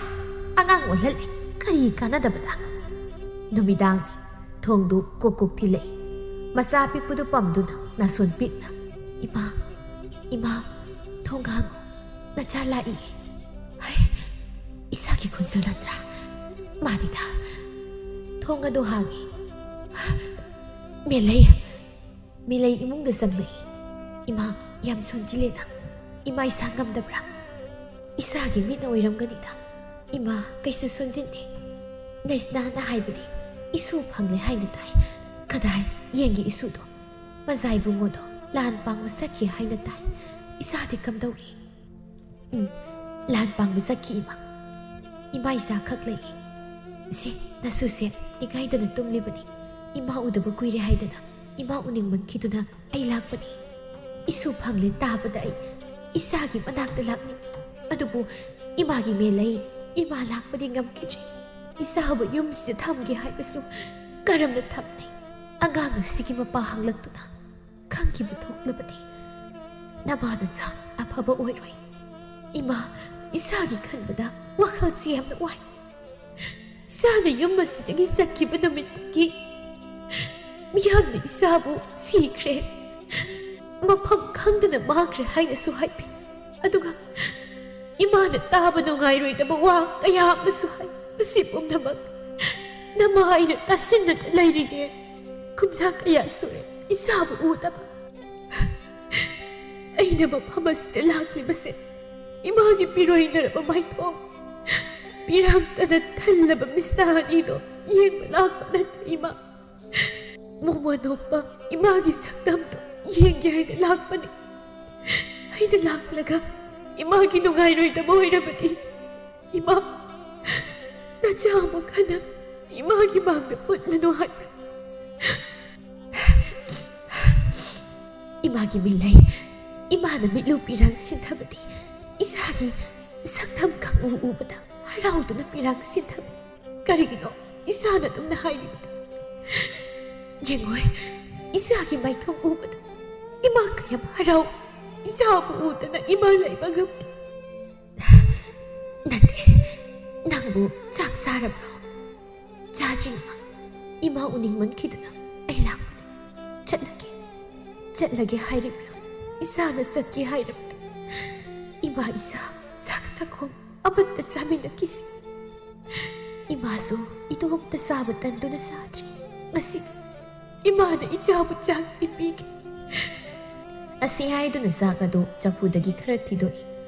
ꯃꯃꯥ ꯑꯣꯏꯕꯤ ꯃꯥꯅ ꯆꯥꯛ ꯑꯗꯨ ꯃꯆꯥꯗ ꯏꯟꯕꯤꯕꯗ ꯃꯦꯂꯩ ꯃꯤꯁꯅꯥ ꯑꯅꯤꯗꯨ ꯄꯤꯔꯥꯡꯇꯅ ꯊꯨꯝꯈꯤ ꯑꯁꯨꯛ ꯅꯨꯡꯁꯤꯔꯕꯤ ꯃꯃꯥꯗꯣ ꯍꯨꯟꯗꯣꯛꯂꯒ ꯅꯨꯡꯁꯤꯕ ꯃꯥꯅ ꯍꯦꯜꯂꯤ ꯍꯥꯏꯅ ꯆꯠꯈꯤꯕꯅꯤꯗꯣ ꯈꯪꯍꯧꯗꯕ ꯁꯥꯄꯨ ꯑꯃꯅ ꯍꯨꯝꯖꯤꯜꯂꯛꯏ ꯃꯃꯥꯕꯨ ꯅꯨꯡꯁꯤꯕꯒꯤ ꯁꯥꯍꯨꯝꯗꯣ ꯃꯃꯥꯒꯤ ꯃꯅꯥꯛꯇ ꯃꯥꯒꯤꯗꯃꯛꯇ ꯋꯥꯔꯝꯒꯗꯕꯗꯣ ꯈꯪꯕꯒꯨꯝꯅ ꯊꯣꯛꯂꯔꯤ ꯏꯃꯥꯅ ꯀꯞꯄꯗꯗꯤ ꯌꯦꯡꯅꯤꯡꯗꯦ ꯍꯥꯏꯔꯒ ꯏꯁꯥꯅ ꯀꯔꯤꯒꯤ ꯀꯞꯂꯤ ꯏꯁꯥꯅ ꯄꯤꯔꯥꯡ ꯁꯤꯟꯊꯔꯛꯄꯗꯗꯤ ꯏꯃꯥ ꯌꯦꯡꯕ ꯉꯝꯒꯅꯤ ꯈꯟꯕ꯭ꯔꯥ ꯅꯪꯕꯨ ꯍꯥꯎꯇ꯭ꯔꯕ꯭ꯔꯣ ꯍꯥꯎꯋꯦ ꯏꯃꯥ ꯐꯂꯦꯝ ꯏꯃꯥ ꯅꯨꯡꯁꯤꯕꯤ 이마는 인바 자쿠마시나 나자이세 ꯃꯃꯥ ꯅꯨꯡꯁꯤꯕ ꯉꯝꯗꯕꯤ ꯃꯆꯥ ꯑꯣꯏꯍꯜꯂꯤꯕ ꯑꯗꯨꯝꯅ ꯀꯔꯤꯒꯤ ꯍꯥꯏꯔꯤ ꯅꯤꯡꯉꯣꯜ ꯃꯄꯣꯛ ꯑꯣꯏꯅ ꯄꯣꯛꯂꯕꯗꯤ ꯅꯨꯡꯁꯤꯔꯕ ꯃꯃꯥ ꯃꯄꯥ ꯊꯥꯗꯣꯛꯇꯨꯅ ꯆꯠꯄ ꯍꯥꯏꯕꯁꯦ ꯍꯧꯅꯁꯥ ꯁꯦ ꯀꯞꯀꯅꯨ ꯏꯁꯥ ꯆꯠꯂꯒꯦ ꯍꯥꯏꯕ ꯅꯠꯇ꯭ꯔꯣ ꯏꯃꯥ ꯊꯤꯟꯗꯣꯛꯀꯦ ꯀꯤꯒꯅꯨ ꯑꯀꯤꯕ ꯄꯣꯛꯂꯕꯁꯨ ꯏꯃꯥ ꯏꯁꯥꯒꯤ ꯅꯥꯛꯇ ꯂꯩ ꯍꯥꯏꯅ ꯈꯜꯂꯨ ꯁꯦ ꯏꯪꯈꯣꯜꯗꯒꯤ ꯑꯂꯨ ꯅꯨꯡ ꯈꯔ ꯇꯥꯟꯕꯁꯦ ꯃꯁꯤ ꯍꯥꯞꯀꯦ ꯑꯁꯨꯝꯅ ꯃꯃꯥꯅ ꯃꯆꯥꯕꯨ ꯆꯥꯔꯝꯃꯣꯏ ꯍꯥꯏꯗꯨꯅ ꯄꯥꯈꯠꯇꯨꯅ ꯀꯔꯤ ꯀꯔꯤꯅꯣ ꯍꯥꯞꯄꯤ ꯄꯥꯡꯒꯜ ꯊꯣꯛꯅ ꯃꯆꯥ ꯃꯥꯕꯨ ꯌꯨꯝꯗ ꯊꯝꯕꯗꯤ ꯉꯝꯗ꯭ꯔꯦ ꯑꯇꯣꯟꯕ ꯁꯥꯒꯩꯗ ꯄꯣꯛꯂꯨꯕꯅ ꯑꯃꯗꯤ ꯃꯤꯌꯥꯝꯅ ꯉꯥꯡꯅꯒꯗꯕ ꯑꯉꯥꯡ ꯑꯗꯨꯒꯤ ꯃꯄꯥ ꯊꯤꯔꯛꯄꯗ ꯃꯁꯥꯅ ꯑꯋꯥꯕ ꯇꯥꯒꯗꯕꯗꯨꯒꯤ ꯈꯟꯕꯗ ꯅꯤꯟꯗꯥ ꯇꯧꯖꯩ ꯃꯃꯥ ꯑꯣꯏꯕꯤꯁꯤꯡꯅ ꯅꯤꯡꯉꯣꯜꯁꯤꯡꯕꯨ ꯀꯌꯥꯗ ꯅꯨꯡꯁꯤꯕ ꯃꯆꯥꯒꯤ ꯈꯟꯕꯗ ꯋꯥꯖꯕ ꯑꯁꯤꯃꯛ ꯊꯣꯛꯈꯤ ꯃꯆꯥ ꯃꯦꯂꯩꯒꯤ ꯄꯨꯟꯁꯤꯒꯤ ꯈꯟꯕꯗ ꯅꯣꯡꯃ ꯁꯦꯂꯣꯡꯕꯅ ꯃꯆꯥ ꯂꯩꯁꯅꯥꯕꯨ ꯀꯣꯅꯨꯡꯗ ꯄꯨꯗꯨꯅ ꯂꯥꯛꯈꯤ ꯂꯩꯁꯅꯥ ꯎꯕꯗ ꯃꯍꯥꯔꯥꯅꯤ ꯂꯦꯝꯕꯤꯒꯤ ꯄꯨꯛꯅꯤꯡꯅ ꯈꯣꯏꯗꯥꯈꯤ ꯄꯥꯝꯖꯕ ꯄꯣꯛꯈꯤ ꯀꯣꯅꯨꯡꯗ ꯀꯔꯤꯒꯨꯝꯕ ꯑꯃ ꯄꯥꯡꯊꯣꯛꯄꯒꯤ ꯂꯩꯁꯅꯥ ꯁꯔꯨꯛ ꯌꯥꯕ ꯂꯥꯛꯈꯤꯕꯅꯤ ꯑꯣꯟꯊꯣꯛꯅ ꯅꯤꯡꯊꯤꯔꯤꯗꯀꯣ ꯂꯩꯁꯥ ꯑꯁꯦ ꯄꯥꯏꯕ ꯄꯨꯛꯅꯤꯡꯅ ꯍꯦꯛ ꯈꯣꯏꯗꯥꯏꯗ इखुद चाबी इमौ ओइदिङिदा माबु अैगी इमौ ओइरबदि इमाय असे खुरोइदा अै वाफम असे हंदोक्तबा यादे थोइनोआ महारानी बेमा हाइबि करी लेरबगे थोइनो चल आंगम सेलुंगबदो कौरो अै मागा वरी सानिगी फागनिदो महारानी इमा सेलुंगबा महारानी की मनाक्ता लाक्तुना इकाई खुमदबा उत्तुना महारानी बेमा करी लेबिरगे अयहाकपु कौबदि वाफम अमगी नंगबु कौबनिदो अयहाक अतोप लैबाकी मजाई बेमबु इमवैबा पामदे लैबाक असिगी लैसा कनाबु इमवैबा पामी अैखोइगा ngaisel oinaba पामी अदुना नंगी नचा असे अैगी इमौ ओइरगे हाइ करी खले अथुबदा लुहोंगबसु पामी ननाय अैगिदि लाइबक यामना फबा वाफमनिदो महारानी इमा महारानी लेबी अदुक हांगना फत्तबा नत्ते मेलैबु नुंगसी अदुबु ख्वाइदगी अतोनबा सागैदा पोक्लुबना माबु ममौ ओइबदा मीना नोकनाखिनि हाइबगिनि लैसना वाफम मदु ताबदा साउनिंबा मदि नुंगाइतबा पोइ खंबनी मादी मजाइबुंगो मदि मथा मेलैगी वरी पुंबा लैसना साउदोक्तुना साउरे इमा अैहाक वाफम मदु याबा ngamloi hai apangbi nangna duk yam pangliptu karigino nate महारानी इमाना इमा इबे मदुना नंगबु ममा ओइसगे हाइबसी नाराइबतो थंबाल साटबनीदि खंदे अदुगा इसौ इरांगा तौ ऐदि खंदे नापानी याख्रबनी नापाबुने इकाइबा पीगन कोनुंगदा काबा ngamdनबा सिंगन को कुइद्रबनी मजाइबुंगो हेक कोनुंगदा हलकपगा चाउ लेबाक सरासन लुहोंगनी हाइबनी असि हाइरदुना फेट लाउना जंखी करी करम यवानो फलेम इमानंगी यवासी वाफम असिबु ताबदा नमोम ओइबी अैहाकी पाइबा पुक्निंग असे पोथाबा खंद्रे करमना मसाइबुंगोगा अैहाकी इता सानबी मागी मफमदा यत्सबी ओइना थोक्तोरिब्रा अैहाकना वाफम असी यादबा थोक्लगना इपाइबुंगो इकाइबा पीबा ओइना थोक्लगद्रा करिगो अैहाकना वाफम असी यारे हाइदुना खल्लबसु मसाइबुंगो अमदि इता मेलैगी मफमदा अैहाकना यत्सबी ओइगद्राने मसाइबुंगोना वाफम असे यारक्लoi अैहाकना थाजबसु पोक्ते वाफम असी यारकनी हाइबा सोमदना निंथी लैबाकता लान ngambagi harauba nungaiba poklami ningthemna paiba pukning ase irang langtaknaba gup tawida iramdam sana konung maikai panglani chanabi amadi iparibu urani khanbada ehekta potha phab khangte ei wakal ase inauta nawi ningthau sayona ningthem takpiyudo ipagumlaba ningthau isana lakpiduna mateng pangbibadagi ngasi mai thiragadaba lanasi aikoina mai pakpa ngamlai ngasidi nungaiba phongdokpoina sa talusi aduga ipa isa amadi konung asde leiriba aikoi pulap nungaiba phongdoksi phagani paningthau asumna makhoi khara sagol tongduna sa tanba lakle yarau saji amom ama makum matha subagi lengamda masado aram khorangba poktuna laije ising thaktuna leiri hada nupa yarau saji laba ehakti chatpa ngamni haiba thajatre laije ising asi thaktuna asigidi ꯈꯥꯡꯂꯒꯤ ꯅꯤꯡꯂꯤꯗꯣ ꯇꯥꯂꯣꯏ ꯅꯪꯕꯨ ꯆꯥꯅꯕꯤ ꯑꯩ ꯂꯩꯔꯤꯉꯩꯗ ꯅꯪꯅ ꯀꯔꯤꯒꯤ ꯋꯥꯒꯅꯤ ꯂꯩꯔꯝꯃꯣ ꯂꯥꯏꯖ ꯏꯁꯤꯡ ꯃꯅꯥꯛ ꯂꯥꯏꯖ ꯀꯪꯐꯥꯟ ꯇꯥꯏꯅꯐꯝ ꯑꯁꯤꯗ ꯑꯩꯍꯥꯛ ꯅꯪꯅ ꯆꯥꯅꯕ ꯊꯤꯔꯨꯒꯦ ꯅꯥꯃꯨ ꯇꯥꯏꯕꯪ ꯃꯤꯑꯣꯏꯕ ꯑꯃꯗꯤ ꯌꯦꯛꯅꯕ ꯁꯥ ꯂꯥꯛꯇꯨꯅ ꯎꯈꯤꯕ ꯊꯣꯛꯀꯅꯤ ꯅꯁꯥꯅ ꯎ ꯇꯥꯁꯤꯟꯗꯨꯅ ꯂꯦꯞ ꯂꯦꯞꯇꯝꯅ ꯍꯧꯔꯤꯕ ꯅꯥꯄꯤ ꯑꯁꯤꯒꯤ ꯃꯔꯨꯝ ꯊꯨꯞꯅ ꯂꯩꯔꯝꯃꯨ ꯑꯩꯍꯥꯛ ꯂꯥꯛꯇ꯭ꯔꯤꯕ ꯐꯥꯎꯕ ꯅꯍꯥꯛ ꯃꯁꯤ ꯂꯦꯡꯂꯝꯒꯅꯨꯀꯣ ꯑꯩꯍꯥꯛ ꯃꯐꯝ ꯑꯁꯤꯗꯒꯤ ꯂꯦꯡꯂꯝꯂꯣꯏ ꯆꯥꯅꯕ ꯅꯪꯕꯨ ꯂꯥꯛꯄ ꯉꯥꯏꯔꯝꯒꯦ ꯃꯐꯝ ꯑꯁꯤꯗ ꯄꯣꯊꯥꯔꯝꯒꯦ ꯍꯩꯅ ꯁꯤꯡꯅ ꯆꯠꯂꯨꯀꯣ ꯑꯁꯤ ꯍꯥꯏꯔꯝꯂꯒ ꯌꯥꯔꯧ ꯁꯖꯤ ꯂꯥꯕ ꯑꯗꯣ ꯃꯆꯤꯟꯖꯥꯛ ꯊꯤꯕ ꯂꯥꯛꯏ ꯃꯍꯥꯛꯅ ꯂꯥꯛꯄ ꯑꯗꯣ ꯅꯥꯃꯨ ꯇꯥꯏꯕꯪ ꯃꯤꯑꯣꯏꯕꯁꯤꯡꯅ ꯎꯈ꯭ꯔꯦꯗꯣ ꯅꯨꯡꯁꯥꯕꯅ ꯇꯨ ꯑꯥꯗ ꯌꯥꯔꯧ ꯁꯖꯤ ꯑꯃ ꯆꯦꯜꯂꯤ ꯑꯁꯤ ꯇꯥꯟꯅꯁꯤ ꯃꯅꯥꯏ ꯑꯃꯨꯕꯅ ꯍꯣꯏꯅꯦꯍꯦ ꯐꯖꯔꯦ ꯑꯁꯤꯗꯤ ꯑꯣꯟꯊꯣꯛꯅ ꯅꯤꯡꯊꯤꯔꯦꯗ ꯑꯁꯤꯗꯤ ꯆꯥꯅꯤꯡꯕꯅ ꯏꯈꯧ ꯂꯥꯡꯅꯩ ꯅꯤꯡꯊꯧꯅ ꯑꯃꯗꯒꯤ ꯍꯦꯟꯅ ꯍꯥꯠꯀꯨꯝꯁꯤꯀꯣ ꯑꯗꯨꯗꯤ ꯑꯩꯈꯣꯏ ꯈꯥꯏꯗꯣꯛꯅꯗꯨꯅ ꯁꯖꯤ ꯑꯁꯤꯕꯨ ꯇꯥꯟꯅꯔꯁꯤ ꯁꯦꯝ ꯁꯥ ꯁꯒꯣꯜꯁꯤꯡ ꯑꯗꯨ ꯃꯥꯡꯈꯤꯕ ꯇꯥꯔꯦ ꯑꯁꯤ ꯍꯥꯏꯗꯨꯅ ꯃꯈꯣꯏ ꯈꯥꯏꯗꯣꯛꯇꯨꯅ ꯁꯖꯤꯗꯨ ꯇꯥꯟꯅꯩ ꯅꯥꯃꯨ ꯇꯥꯏꯕꯪ ꯃꯤꯑꯣꯏꯕꯅ ꯑꯩꯕꯨ ꯎꯈ꯭ꯔꯕ ꯃꯥꯜꯂꯦꯗꯣ ꯑꯩꯕꯨ ꯇꯥꯟꯅꯔꯛꯂꯦ ꯑꯩꯍꯥꯛ ꯑꯩꯒꯤ ꯇꯥꯂꯣꯏꯒꯤ ꯃꯅꯥꯛ ꯇꯝꯅ ꯆꯦꯜꯂꯒꯦ ꯀꯔꯤꯒꯨꯝꯕ ꯃꯥꯒꯤ ꯂꯩꯐꯝ ꯈꯪꯈꯤꯕ ꯊꯣꯛꯂꯕꯗꯤ ꯑꯩꯗꯤ ꯃꯥꯡꯂꯦ ꯅꯤꯡꯊꯦꯝꯅ ꯆꯦꯟꯈꯤꯅꯨ ꯑꯣ ꯎꯁꯤꯟꯅꯁꯤꯅ ꯑꯩꯒꯤ ꯇꯥꯂꯣꯏ ꯑꯁꯤꯗꯤ ꯃꯍꯥꯛꯀꯤ ꯃꯅꯥꯛꯇ ꯌꯧꯔꯛꯑꯦ ꯆꯥꯅꯕꯤ ꯆꯦꯟꯁꯤ ꯆꯠꯂꯣ ꯀꯔꯤ ꯇꯧꯕ ꯌꯥꯎꯔꯕꯒꯤ ꯆꯥꯅꯕ ꯑꯗꯨ ꯀꯤꯅ ꯆꯦꯜꯂꯛꯂꯤꯕꯅꯤ ꯎꯔꯦꯗꯅ ꯃꯥꯏꯀꯩ ꯃꯔꯤ ꯑꯁꯦ ꯅꯥꯃꯨ ꯇꯥꯏꯕꯪ ꯃꯤꯑꯣꯏꯕꯁꯤꯡꯅ ꯊꯠꯈ꯭ꯔꯦ ꯑꯩꯈꯣꯏ ꯑꯅꯤ ꯑꯋꯥꯐꯝꯗ ꯇꯥꯕ ꯇꯥꯔꯦ ꯁꯦ ꯍꯧꯒꯠꯂꯣ ꯅꯅꯥꯋꯥꯏꯕꯤ ꯑꯩꯗꯤ ꯃꯇꯧ ꯀꯔꯝꯅ ꯆꯦꯜꯂꯨꯒꯦ ꯆꯦꯟꯕ ꯉꯝꯕꯒꯤ ꯏꯇꯤꯛ ꯏꯊꯧꯅꯥꯁꯨ ꯂꯩꯇ꯭ꯔꯦ ꯆꯨꯝꯅ ꯍꯧꯒꯠꯇꯨꯅ ꯆꯠꯄꯁꯨ ꯉꯝꯃꯔꯣꯏ ꯅꯪ ꯆꯦꯟꯈ꯭ꯔꯣ ꯆꯠꯂꯣ ꯑꯩꯒꯤꯗꯃꯛ ꯅꯪ ꯆꯦꯜꯂꯣ ꯑꯩꯍꯥꯛ ꯅꯪꯕꯨ ꯊꯥꯗꯣꯛꯇꯨꯅ ꯆꯦꯟꯕ ꯉꯝꯂꯣꯏ ꯑꯩꯍꯥꯛ ꯅꯪꯕు ꯊꯥꯅꯕ ꯉꯝꯂꯣꯏ ꯅꯥꯃꯨ ꯇꯥꯏꯕꯪ ꯃꯤꯑꯣꯏꯕ ꯑꯣꯏꯗꯨꯅ ꯅꯪꯕꯨ ꯄꯣꯗꯨꯅ ꯆꯦꯟꯈꯤꯒꯦ ꯍꯥꯏꯕꯁꯨ ꯃꯤꯑꯣꯏꯕꯒꯤ ꯃꯄꯣꯛꯇ ꯄꯣꯛꯂꯝꯗꯕꯅ ꯅꯪꯕꯨ ꯅꯝꯗ ꯄꯣꯕꯁꯨ ꯉꯝꯗꯦ ꯀꯔꯝꯅ ꯅꯪꯕꯨ ꯄꯨꯗꯨꯅ ꯆꯦꯟꯒꯅꯤ ꯆꯦꯜꯂꯣ ꯅꯪ ꯑꯩ ꯋꯥꯔꯒꯅ ꯑꯩꯍꯥꯛ ꯆꯦꯟꯈ꯭ꯔꯔꯣꯏ ꯅꯪꯕꯨ ꯊꯥꯗꯣꯛꯇꯨꯅ ꯁꯤꯔꯦ ꯅꯁꯨꯝꯂꯥꯟꯒꯤ ꯁꯤꯔꯒꯦ ꯅꯤꯡꯊꯦꯝ ꯁꯖꯤꯗꯨꯅ ꯂꯩꯕꯗꯨ ꯎꯔꯦ ꯂꯥꯡꯒꯅꯨ ꯑꯁꯤꯗ ꯂꯩꯔꯦ ꯆꯦꯟꯈꯤꯅꯤ ꯑꯩꯈꯣꯏꯅ ꯉꯁꯥꯏꯗꯒꯤ ꯇꯥꯟꯅꯔꯛꯄ ꯌꯥꯔꯧ ꯁꯖꯤ ꯑꯗꯣ ꯅꯤꯡꯊꯦꯝ ꯆꯨꯝꯅ ꯍꯩꯅ ꯁꯤꯡꯅ ꯀꯥꯞꯊꯣꯔꯛꯏ ꯇꯦꯟꯖꯩ ꯑꯃ ꯇꯦꯟꯖꯩ ꯑꯗꯨ ꯆꯨꯝꯅ ꯂꯥꯛꯇꯨꯅ ꯌꯥꯔꯧ ꯁꯖꯤ ꯑꯃꯣꯝ ꯑꯗꯨꯗ ꯄꯥꯜꯂꯔꯤ ꯈꯨꯠꯂꯥꯏꯗ ꯍꯩꯁꯤꯡꯂꯕ ꯅꯤꯡꯊꯦꯝꯅꯤ ꯅꯤꯡꯊꯦꯝ ꯃꯥꯅ ꯈꯟꯕꯗꯤ ꯉꯁꯥꯏ ꯃꯣꯏꯅ ꯇꯥꯟꯅꯔꯛꯄ ꯁꯖꯤ ꯑꯁꯤꯅꯤ ꯈꯜꯂꯨꯕ ꯑꯗꯨꯒꯤ ꯑꯣꯟꯅꯕꯗ ꯁꯖꯤ ꯑꯃꯣꯝ ꯑꯣꯏꯔꯝꯂꯦꯗꯣ ꯇꯁꯦꯡꯅ ꯃꯀꯨꯝ ꯃꯊꯥ ꯁꯨꯔꯕꯤ ꯁꯖꯤ ꯑꯃꯣꯝ ꯑꯗꯣ ꯈꯪꯕ ꯊꯣꯛꯂꯕꯗꯤ ꯈꯨꯠ ꯊꯥꯔꯝꯗꯕꯁꯨ ꯌꯥꯏ ꯅꯤꯡꯊꯦꯝ ꯁꯖꯤꯗꯨꯒꯤ ꯃꯅꯥꯛ ꯇꯝꯅ ꯁꯒꯣꯜ ꯊꯧꯖꯤꯜꯂꯤ ꯁꯖꯤ ꯑꯃꯣꯝ ꯑꯗꯨꯒꯤ ꯑꯋꯥ ꯆꯩꯅꯥ ꯈꯥꯡꯕꯗꯨ ꯎꯔꯔꯤ ꯁꯖꯤ ꯂꯥꯕꯅ ꯀꯩꯗꯧꯔꯒꯦ ꯑꯩ ꯂꯩꯌꯦ ꯅꯪ ꯆꯠꯈ꯭ꯔꯣ ꯆꯦꯟꯈ꯭ꯔꯣ ꯅꯪꯒꯤ ꯇꯥꯂꯣꯏ ꯑꯩꯁꯦ ꯅꯪꯒ ꯀꯨꯏꯅ ꯁꯥꯡꯅ ꯂꯩꯃꯤꯟꯅꯧ ꯍꯥꯏꯗꯨꯅ ꯇꯝꯂꯝꯗ꯭ꯔꯕ ꯃꯥꯜꯂꯦ ꯅꯤꯡꯊꯦꯝ ꯃꯇꯧ ꯑꯗꯨꯗ ꯃꯃꯤꯠꯇꯒꯤ ꯃꯄꯤ ꯁꯤꯟꯊꯔꯛꯏ ꯁꯖꯤ ꯑꯃꯣꯝ ꯑꯗꯨꯗ ꯅꯥꯜꯂꯤ ꯑꯁꯨꯝꯅ ꯈꯪꯂꯝꯂꯕꯗꯤ ꯑꯩꯍꯥꯛ ꯈꯨꯠ ꯊꯥꯔꯝꯂꯣꯏꯗꯕꯅꯤꯗꯀꯣ ꯄꯥꯞ ꯆꯦꯜꯂꯕ ꯈꯨꯠ ꯑꯁꯤꯅ ꯀꯥꯞꯊꯣꯔꯛꯄ ꯇꯦꯟꯖꯩꯅ ꯄꯥꯟꯗꯨꯅ ꯑꯣꯟꯊꯣꯛꯅ ꯋꯥꯅ ꯈꯥꯡꯂꯤꯗꯣ ꯑꯁꯥꯎꯕꯅ ꯃꯥꯡꯑꯣꯏꯅꯔꯕ ꯁꯖꯤ ꯂꯥꯕꯗꯣ ꯃꯃꯤꯠ ꯑꯅꯤꯗꯣ ꯉꯥꯡꯁꯪ ꯉꯥꯡꯅ ꯇꯥꯏꯕꯪ ꯃꯤꯔꯣꯟꯗ ꯍꯥꯏꯔꯛꯏ ꯍꯦ ꯅꯨꯄꯥ ꯃꯤꯐꯠꯇ ꯑꯩꯕꯨꯁꯨ ꯍꯥꯠꯂꯣ ꯀꯔꯤꯒꯤ ꯑꯩꯒꯤ ꯆꯥꯅꯕꯤ ꯃꯥꯕꯨ ꯃꯥꯡꯍꯜꯂꯤ ꯉꯁꯤ ꯑꯩꯅ ꯋꯥꯔꯤꯕ ꯀꯥꯏꯅꯕꯩꯁꯛ ꯆꯥꯛꯂꯤ ꯏꯄꯥꯡ ꯀꯥꯏꯅꯕꯒꯤ ꯃꯩꯅ ꯆꯥꯛꯂꯤꯕ ꯑꯁꯤꯒꯨꯝ ꯅꯪꯁꯨ ꯅꯪꯒꯤ ꯅꯨꯄꯤ ꯅꯆꯥ ꯂꯩꯔꯝꯕ ꯊꯣꯛꯂꯕꯗꯤ ꯅꯪ ꯅꯐꯝꯗꯁꯨ ꯊꯣꯛꯄ ꯑꯣꯏꯌꯨ ꯅꯪ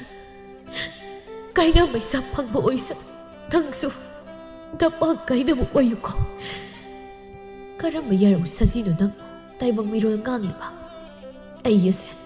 ꯑꯁꯝꯕ ꯌꯥꯔꯧ ꯁꯖꯤ ꯂꯥꯕ ꯑꯣꯏꯅ ꯎꯔꯝꯕ ꯌꯥꯏ ꯅꯠꯇꯦ ꯑꯩꯍꯥꯛ ꯂꯥꯏꯅꯤꯡꯕ ꯅꯨꯄꯥ ꯑꯃꯒꯤ ꯊꯧꯖꯥꯜ ꯐꯪꯂꯨꯕ ꯁꯖꯤꯅꯤ ꯑꯩꯅ ꯉꯁꯤ ꯅꯪꯒꯤ ꯅꯐꯝꯗ ꯇꯧꯔꯤꯕ ꯁꯥꯞ ꯑꯁꯦ ꯂꯦꯝꯅꯃꯛ ꯐꯪꯉꯨ ꯍꯧꯒꯠꯂꯨ ꯆꯥꯅꯕꯤ ꯑꯩꯍꯥꯛ ꯂꯩꯅ ꯂꯩꯅ ꯅꯪꯕꯨ ꯀꯟꯕ ꯉꯝꯗ꯭ꯔꯦꯗꯀꯣ ꯏꯃꯥꯡꯃꯛꯇꯗ ꯑꯣꯟꯊꯣꯛꯅ ꯅꯤꯡꯉꯝꯈꯤꯗ꯭ꯔꯦꯗ ꯅꯤꯡꯊꯦꯝ ꯃꯈꯨꯠ ꯂꯣꯟꯅꯗꯨꯅ ꯇꯁꯦꯡꯅ ꯑꯩ ꯈꯪꯖꯍꯧꯗꯕꯅꯤ ꯌꯥꯔꯧ ꯁꯖꯤꯅꯪꯒꯤ ꯁꯥꯞ ꯑꯗꯨꯗꯤ ꯍꯦꯟꯃꯜꯂꯤ ꯑꯩꯁꯨ ꯅꯪꯒꯨꯝꯅ ꯏꯇꯨ ꯏꯆꯥ ꯎꯅꯤꯡꯕꯅ ꯉꯥꯎꯔꯕ ꯃꯤꯁꯛꯅꯤ ꯁꯥꯞ ꯑꯗꯨ ꯍꯟꯗꯣꯛꯄꯤꯌꯨ ꯑꯩꯍꯥꯛ ꯁꯣꯏꯈ꯭ꯔꯦ ꯅꯤꯡꯊꯦꯝꯅ ꯁꯖꯤ ꯂꯥꯕꯗꯨꯗ ꯍꯥꯏꯖꯔꯝꯃꯤ ꯅꯤꯡꯊꯦꯝ ꯃꯥꯒꯤ ꯃꯇꯧꯗ ꯅꯨꯡꯉꯥꯏꯇꯕ ꯄꯣꯛꯏ꯫ ꯅꯥꯕꯨ ꯇꯥꯏꯕꯪ ꯃꯤꯑꯣꯏꯕꯗꯧꯅ ꯃꯤꯅꯨꯡꯁꯤ ꯂꯩꯇꯕꯗꯨ ꯅꯠꯇꯦ꯫ ꯑꯩꯍꯥꯛꯅ ꯇꯧꯈ꯭ꯔꯕ ꯁꯥꯞ ꯑꯗꯨꯗꯤ ꯀꯔꯝꯅ ꯍꯟꯗꯣꯛꯀꯅꯤ? ꯐꯔꯦ, ꯑꯩꯍꯥꯛ ꯁꯥꯞ ꯑꯗꯨ ꯀꯣꯛꯅꯕ ꯋꯥꯐꯝ ꯑꯃꯗꯤ ꯍꯥꯏꯒꯦ꯫ ꯅꯪꯅ ꯅꯪꯒꯤ ꯅꯇꯨ ꯅꯆꯥ ꯀꯥꯎꯊꯣꯛꯈ꯭ꯔ ꯃꯇꯨꯡ ꯆꯍꯤ ꯍꯧꯕ ꯃꯇꯝꯗ ꯂꯩꯁꯥꯠꯄꯤ ꯀꯨꯁꯨꯝꯂꯩ ꯃꯥꯕꯨ ꯎꯔꯛꯄ ꯃꯤꯀꯨꯞꯇ ꯅꯪꯒꯤ ꯊꯥꯂꯣꯏ ꯑꯃꯗꯤ ꯅꯆꯥ ꯅꯤꯡꯁꯤꯡꯂꯛꯄ ꯑꯣꯏꯁꯅꯨ꯫ ꯍꯥꯏꯔꯤꯕ ꯂꯩ ꯑꯁꯤ ꯃꯇꯝ ꯅꯥꯏꯔꯒ ꯁꯥꯠꯄ ꯂꯩꯅꯤ꯫ ꯑꯁꯤ ꯍꯥꯏꯔꯝꯗꯨꯅ ꯆꯦꯟꯈꯤ꯫ ꯃꯄꯥꯡ ꯀꯥꯏꯅꯕꯒꯤ ꯃꯩꯅ ꯆꯥꯛꯇꯨꯅ ꯃꯗꯣꯝ ꯆꯦꯟꯈ꯭ꯔꯤꯕ꯭ꯔꯥ ꯈꯪꯗꯦ꯫ ꯌꯥꯔꯧ ꯁꯖꯤ ꯂꯥꯕꯗꯨꯅ ꯍꯥꯏꯔꯝꯂꯤ ꯋꯥꯐꯝ ꯑꯗꯨꯗ ꯅꯤꯡꯊꯦꯝ ꯋꯥꯈꯜ ꯅꯨꯡꯉꯥꯏꯔꯝꯗꯦ꯫ ꯃꯇꯝ ꯃꯥꯅ ꯍꯧꯈꯤꯕꯅ ꯅꯤꯡꯊꯦꯝ ꯀꯣꯅꯨꯡ ꯇꯝꯅ ꯍꯜꯂꯛꯂꯤ꯫ ꯁꯥꯞ ꯑꯗꯨꯒꯤ ꯃꯍꯩꯅ ꯀꯥꯎꯈ꯭ꯔꯦ ꯃꯄꯥꯔꯤ ꯑꯃꯗꯤ ꯂꯣꯏꯅꯕꯤꯗꯣ꯫ ꯂꯦꯞꯅꯈ꯭ꯔꯦ ꯂꯨꯍꯣꯡꯕꯒꯤ ꯃꯇꯝꯁꯨ꯫ ꯃꯤꯂꯩ ꯃꯆꯥ ꯃꯄꯥꯔꯤ ꯑꯗꯨꯕꯨ ꯃꯊꯥꯗ ꯀꯣꯟꯗꯨꯅ ꯀꯞꯂꯤ꯫ ꯀꯔꯤꯒꯤ ꯑꯩꯒꯤ ꯏꯅꯥꯛꯇ ꯂꯥꯛꯇꯦ? ꯑꯩ ꯂꯥꯏꯔꯤꯛ ꯀꯥꯎꯈ꯭ꯔꯕ꯭ꯔꯥ? ꯑꯣꯟꯈ꯭ꯔꯕ꯭ꯔꯥ ꯅꯪꯒꯤ ꯋꯥꯈꯜꯁꯨ? ꯅꯪ ꯍꯜꯂꯛꯂꯦ ꯍꯥꯏꯕ ꯀꯨꯏꯔꯦ ꯇꯥꯕ, ꯑꯗꯨꯒ ꯏꯃꯥ ꯏꯆꯥꯒꯤ ꯏꯅꯥꯛꯇ ꯅꯪ ꯂꯥꯛꯇ꯭ꯔꯤꯕ ꯀꯔꯤꯒꯤꯅꯣ? ꯑꯁꯨꯛ ꯀꯨꯏꯕ ꯃꯇꯝ ꯑꯁꯦ ꯈꯨꯠ ꯊꯦꯛꯆꯗꯨꯅ ꯅꯪꯒꯤ ꯃꯥꯏꯀꯩꯗꯕꯨ ꯌꯦꯡꯗꯨꯅ ꯅꯪꯕꯨꯇ ꯉꯥꯏꯈꯤꯕꯅꯦ꯫ ꯑꯉꯥꯡ ꯑꯗꯨ ꯀꯞꯂꯛꯏ꯫ ꯃꯄꯥꯔꯤꯁꯨ ꯆꯥꯎꯔꯤ꯫ ꯏꯃꯥꯒꯤ ꯄꯥꯔꯤ ꯅꯨꯡꯁꯤꯕ, ꯅꯄꯥ ꯏꯕꯨꯡꯉꯣꯅ ꯏꯃꯥ ꯏꯆꯥꯕꯨ ꯂꯧꯕ ꯂꯥꯛꯈꯤꯗ꯭ꯔꯦ꯫ ꯀꯞꯂꯒꯅꯨ ꯀꯩꯗꯧꯕꯒꯤ? ꯅꯃꯥꯏꯒꯤ ꯀꯥꯏꯔꯕ ꯊꯃꯣꯏ ꯑꯁꯤꯗ ꯅꯪꯅ ꯀꯔꯤꯒꯤ ꯅꯤꯡꯉꯥꯏ ꯇꯧꯔꯤꯕꯅꯣ? ꯁꯣꯝꯗꯅꯤ ꯂꯩꯁꯅꯥ ꯃꯥꯁꯨ ꯊꯃꯣꯏꯗ ꯑꯋꯥꯄꯣꯠ ꯄꯨꯗꯨꯅ ꯂꯩ꯫ ꯀꯔꯤꯁꯨ ꯇꯧꯅꯤꯁꯨ ꯈꯪꯗ꯫ ꯀꯔꯤꯅꯣ ꯃꯁꯥ ꯏꯕꯨꯡꯉꯣꯅ ꯈꯜꯂꯤꯕꯁꯤꯕꯨ? ꯅꯠꯇꯦ, ꯏꯇꯥꯕꯨ ꯃꯤꯔꯥꯏꯔꯕ꯭ꯔꯥ? ꯀꯔꯤꯒꯤ ꯃꯥꯕꯨ ꯀꯥꯎꯔꯤꯕ? ꯃꯍꯥꯛꯅ ꯀꯔꯤꯒꯤ ꯂꯨꯍꯣꯡꯕ ꯌꯥꯔꯛꯂꯤꯕ? ꯀꯔꯤꯅꯣ ꯑꯩꯅ ꯇꯧꯒꯗꯕ? ꯑꯩꯗꯤ ꯃꯁꯥ ꯏꯕꯨꯡꯉꯣꯕꯨ ꯄꯥꯝꯖꯕꯅꯤ, ꯁꯨꯞꯅꯇꯒꯤ ꯃꯃꯤꯗ ꯉꯥꯎꯖꯕꯅꯤ꯫ ꯃꯥꯕꯨ ꯑꯩꯒꯤ ꯑꯣꯏꯒꯦ ꯍꯥꯏꯕꯗꯤ ꯑꯩꯍꯥꯛ ꯅꯤꯡꯈꯤꯗꯦ꯫ ꯅꯤꯡꯊꯦꯝ ꯑꯀꯥꯎ ꯄꯔꯩ ꯆꯟꯈ꯭ꯔꯦ꯫ ꯃꯤꯂꯩ ꯃꯥꯕꯨ ꯈꯪꯈꯤꯗ꯭ꯔꯦ꯫ ꯉꯁꯤ ꯅꯤꯡꯊꯦꯝ ꯀꯧꯊꯣꯔꯛꯏ꯫ ꯅꯤꯡꯊꯦꯝ ꯂꯥꯛꯄ ꯎꯕꯗ ꯃꯤꯂꯩ ꯆꯦꯟꯁꯤꯟꯖꯩ꯫ ꯃꯁꯥ ꯏꯕꯨꯡꯉꯣ ꯀꯔꯤꯒꯤ ꯂꯥꯛꯂꯒ ꯑꯩꯒꯤ ꯅꯥꯛꯇ ꯆꯪꯂꯛꯇ꯭ꯔꯤꯕ? ꯑꯩꯒꯤ ꯅꯥꯛꯇ ꯂꯥꯛꯇ꯭ꯔꯤꯕ ꯀꯔꯤꯒꯤꯅꯣ? ꯅꯄꯥꯔꯤꯕꯨ ꯎꯅꯤꯡꯗꯕ? ꯑꯩꯕꯨ ꯋꯥꯔꯧꯕ? ꯇꯨ ꯌꯦꯡꯉꯣ, ꯅꯪꯒꯤ ꯅꯄꯥꯔꯤ ꯑꯁꯤ ꯍꯧꯖꯤꯛꯇꯤ ꯄꯥꯕ ꯀꯧꯕ ꯍꯩꯔꯕꯅꯤ꯫ ꯑꯩꯅ ꯇꯝꯕꯤꯔꯕꯅꯤ꯫ ꯀꯔꯤꯒꯤ ꯅꯪꯅ ꯑꯩ ꯎꯔꯒ ꯇꯤꯉꯛ ꯇꯤꯉꯛ ꯌꯦꯡꯂꯤꯕ? ꯁꯤ ꯀꯩꯗꯧꯔꯒꯦ? ꯅꯪꯕꯨ ꯀꯅꯥꯅꯣ? ꯅꯨꯖꯥ ꯅꯪꯅ ꯀꯔꯤꯒꯤ ꯀꯞꯄꯒꯦ? ꯅꯪꯁꯨ ꯅꯄꯥꯡ ꯀꯥꯏꯅꯔꯤꯕ꯭ꯔꯥ? ꯋꯥꯍꯩ ꯑꯁꯤ ꯍꯥꯏꯔꯛꯄꯗ ꯃꯤꯂꯩ ꯊꯃꯣꯏꯗ ꯇꯤꯡꯈꯪꯅ ꯊꯤꯟꯕꯒꯨꯝ ꯊꯣꯛꯏ꯫ ꯃꯁꯥ ꯏꯕꯨꯡꯉꯣ, ꯅꯪ ꯑꯩꯕꯨ ꯈꯪꯗ꯭ꯔꯕ꯭ꯔꯣ? ꯑꯩꯁꯤ ꯅꯪꯒꯤ ꯃꯤꯂꯩꯅꯤ, ꯅꯪꯒꯤ ꯃꯤꯂꯩꯅꯤ꯫ ꯃꯤꯂꯩ, ꯅꯪ ꯑꯩꯕꯨ ꯈꯪꯗꯕ꯭ꯔꯥ? ꯅꯪꯕꯨ ꯉꯥꯏꯔꯝꯃꯣ ꯍꯥꯏꯗꯅ ꯑꯩ ꯉꯁꯤꯁꯨ ꯅꯪꯕꯨ ꯑꯔꯣꯟ ꯃꯥꯏꯈꯨꯝ ꯎꯞꯇꯨꯅ ꯑꯩ ꯅꯪꯕꯨ ꯉꯥꯏꯔꯤ꯫ ꯁꯤ ꯑꯩꯉꯣꯟꯗ ꯃꯨꯟꯅ ꯌꯦꯡꯉꯨ꯫ ꯁꯥꯎꯕꯤꯕ ꯌꯥꯗꯦ, ꯃꯤ ꯑꯣꯟꯅꯔꯝꯗꯧ ꯃꯥꯜꯂꯤ꯫ ꯑꯩꯗꯤ ꯀꯅꯥꯒꯨꯝꯕꯤ ꯑꯃꯒ ꯅꯨꯡꯁꯤ ꯃꯔꯤ ꯊꯝꯈꯤꯕꯁꯨ ꯂꯩꯇꯦ꯫ ꯑꯩꯍꯥꯛ ꯂꯨꯍꯣꯡꯒꯗꯧꯔꯤ꯫ ꯅꯪꯁꯨ ꯑꯩꯒꯤ ꯂꯨꯍꯣꯡꯕ ꯌꯥꯎꯕ ꯂꯥꯛꯎ꯫ ꯅꯪ ꯌꯥꯝꯅ ꯋꯥꯅ ꯎꯏ, ꯋꯥꯒꯅꯨ꯫ ꯁꯦꯜꯗꯤ ꯌꯥꯝꯅ ꯌꯥꯎꯔꯛꯇꯦ꯫ ꯅꯪ ꯈꯔ ꯋꯥꯕ ꯃꯥꯜꯂꯤ꯫ ꯃꯁꯤꯅ ꯀꯔꯤꯅꯣ ꯂꯩꯌꯨ꯫ ꯃꯊꯪ ꯊꯦꯡꯅꯕ ꯊꯣꯛꯂꯕꯗꯤ ꯑꯩꯅ ꯅꯪꯒꯤ ꯑꯉꯝꯕ ꯃꯇꯦꯡ ꯄꯥꯡꯒꯦ꯫ ꯉꯁꯤꯗꯤ ꯑꯩ ꯁꯦꯜ ꯌꯥꯝꯅ ꯌꯥꯎꯔꯛꯇ꯭ꯔꯤ꯫ ꯑꯩ ꯆꯠꯂꯒꯦꯀꯣ꯫ ꯈꯪꯗ꯭ꯔꯕ ꯑꯣꯏꯔꯦ ꯑꯁꯨꯛ ꯀꯨꯏꯅ ꯀꯨꯝꯖꯥ ꯀꯌꯥ ꯈꯨꯠ ꯊꯦꯛꯇꯨꯅ ꯉꯥꯏꯖꯔꯛꯄ ꯅꯨꯡꯁꯤꯕ ꯃꯥꯅ ꯈꯪꯕꯤꯗ꯭ꯔꯕꯗ ꯀꯔꯝꯕ ꯊꯃꯣꯏ ꯅꯨꯡꯉꯥꯏꯒꯅꯤ? ꯁꯛ ꯈꯪꯕꯤꯕꯗꯤ ꯂꯥꯏꯔꯗꯅ ꯁꯦꯜ ꯄꯤꯗꯨꯅ ꯊꯅꯝꯂꯕꯗ ꯑꯉꯥꯎꯕꯤ ꯑꯃꯒꯨꯝꯅ ꯂꯝꯕꯤꯗꯨꯗ ꯃꯆꯥꯕꯨ ꯃꯊꯥꯗ ꯀꯣꯟꯗꯨꯅ ꯇꯦꯡꯊꯥꯗꯨꯅ ꯀꯞꯆꯩ꯫ ꯀꯔꯝꯅ ꯇꯥꯟꯅꯔꯨꯅꯤ ꯅꯨꯖꯥ ꯃꯥꯅ ꯁꯒꯣꯜ ꯇꯣꯡꯗꯨꯅ ꯊꯧꯗꯨꯅ ꯆꯠꯈ꯭ꯔꯕꯗ? ꯉꯥꯏꯈꯤꯕꯅꯤ ꯋꯥꯅ ꯑꯔꯣꯟꯕ ꯃꯥꯏꯈꯨꯝꯗ ꯆꯥꯅꯕ ꯃꯥꯕꯨ ꯍꯜꯂꯛꯂꯕ ꯃꯇꯝꯗꯅ ꯁꯛ ꯈꯪꯕꯤꯈꯤꯗ꯭ꯔꯦꯗꯣ꯫ ꯃꯇꯝ ꯃꯥꯅ ꯍꯧꯈꯤꯕꯅ ꯂꯩꯁꯅꯥ ꯃꯁꯥꯅ ꯌꯥꯗ ꯂꯨꯍꯣꯡꯈ꯭ꯔꯦ ꯅꯤꯡꯊꯦꯝꯒ ꯂꯩꯕꯥꯛ ꯄꯨꯡꯖꯥꯎ ꯊꯤꯟꯗꯨꯅ꯫ ꯅꯨꯃꯤꯗꯥꯡꯅꯤ꯫ ꯁꯅꯥꯔꯩ ꯅꯥꯕ ꯍꯦꯟꯖꯤꯜꯂꯝꯃꯤ ꯃꯆꯥꯒꯤ ꯃꯇꯧꯗ꯫ ꯏꯁꯥꯒꯤ ꯂꯥꯏꯕꯛ ꯑꯁꯤ ꯑꯣꯟꯊꯣꯛꯅ ꯊꯤꯗꯀꯣ꯫ ꯏꯁꯥꯒꯤꯗꯃꯛ ꯆꯣꯡꯊꯣꯛꯇꯨꯅ ꯂꯦꯞꯀꯅꯤꯁꯨ ꯑꯩ ꯉꯝꯗ꯭ꯔꯦ꯫ ꯀꯔꯤꯒꯤ ꯀꯞꯂꯤꯕꯅꯣ? ꯀꯞꯀꯅꯨ꯫ ꯏꯁꯥꯒꯤ ꯏꯃꯥ ꯂꯩꯌꯦ꯫ ꯏꯁꯥꯅ ꯋꯥꯕꯗ ꯈꯪꯕꯤꯗ꯭ꯔꯕ ꯅꯨꯡꯉꯥꯏꯅ ꯂꯩꯊꯣꯛꯂꯤꯕ ꯃꯥꯗꯣ ꯅꯣꯡꯃꯗꯤ ꯋꯥꯔꯛꯀꯅꯤ꯫ ꯏꯁꯥꯒꯤ ꯃꯤꯠꯀꯤ ꯄꯤꯒꯤ ꯆꯩꯔꯥꯛ ꯁꯣꯏꯗꯅ ꯐꯪꯒꯅꯤ꯫ ꯏꯃꯥ, ꯁꯤ ꯄꯣꯊꯥꯎ꯫ ꯑꯩ ꯋꯥꯗꯦꯕ꯫ ꯀꯩꯒꯤ ꯋꯥꯗꯣꯏꯅꯣ? ꯑꯩꯒꯤꯗꯃꯛ ꯏꯃꯥ ꯂꯩꯁꯤꯗꯤ꯫ ꯀꯩꯒꯤꯅꯣ ꯏꯃꯥ? ꯃꯤꯒꯤ ꯃꯤ ꯆꯞ ꯃꯥꯟꯅꯕꯁꯤꯗ ꯑꯆꯧꯕ ꯄꯤꯛ ꯍꯥꯏꯔꯤꯕꯁꯤ? ꯌꯥꯎꯈ꯭ꯔꯕ ꯑꯣꯏꯔꯦ ꯃꯥꯁꯨ ꯃꯁꯤꯒꯤ ꯆꯠꯅꯕꯤꯁꯦ꯫ ꯃꯨꯊꯠꯄ ꯄꯥꯝꯃꯤ ꯍꯥꯏꯔꯝꯕꯅꯤ ꯃꯥꯅ ꯃꯁꯤꯒꯤ ꯆꯠꯅꯕꯤꯁꯤ ꯏꯃꯥ ꯑꯗꯨꯒ ꯅꯆꯥ ꯈꯥꯡꯕ ꯉꯝꯗꯦ ꯑꯩ ꯀꯌꯥꯝ ꯀꯨꯏꯅ ꯂꯣꯠꯇꯨꯅ ꯂꯩꯈꯣ ꯍꯥꯏꯕꯅꯣ ꯏꯃꯥ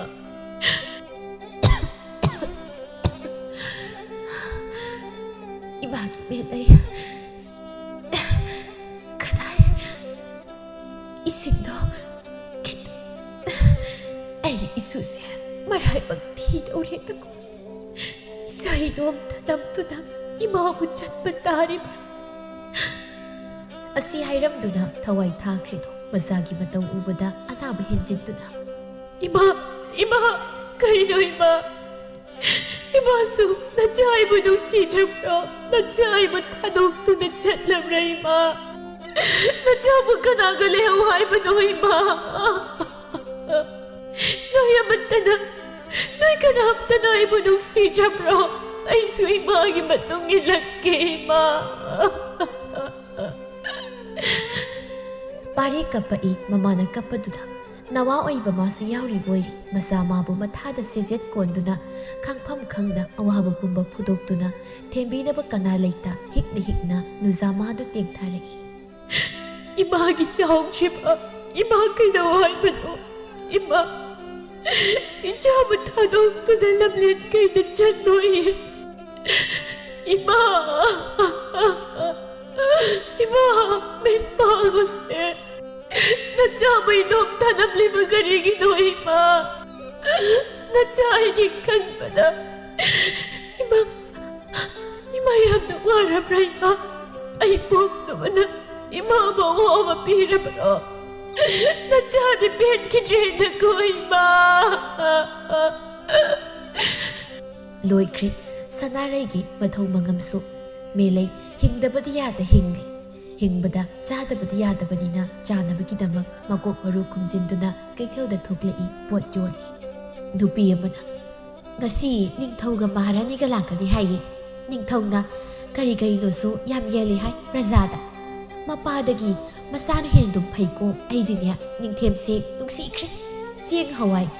yeni haibagi yamna khangbi migi awaba asengbagi yeni hairo thokna nungai reta dudi aidinya posit ka phatabasida horen gi singja le hodabasida ne leifam khangdraba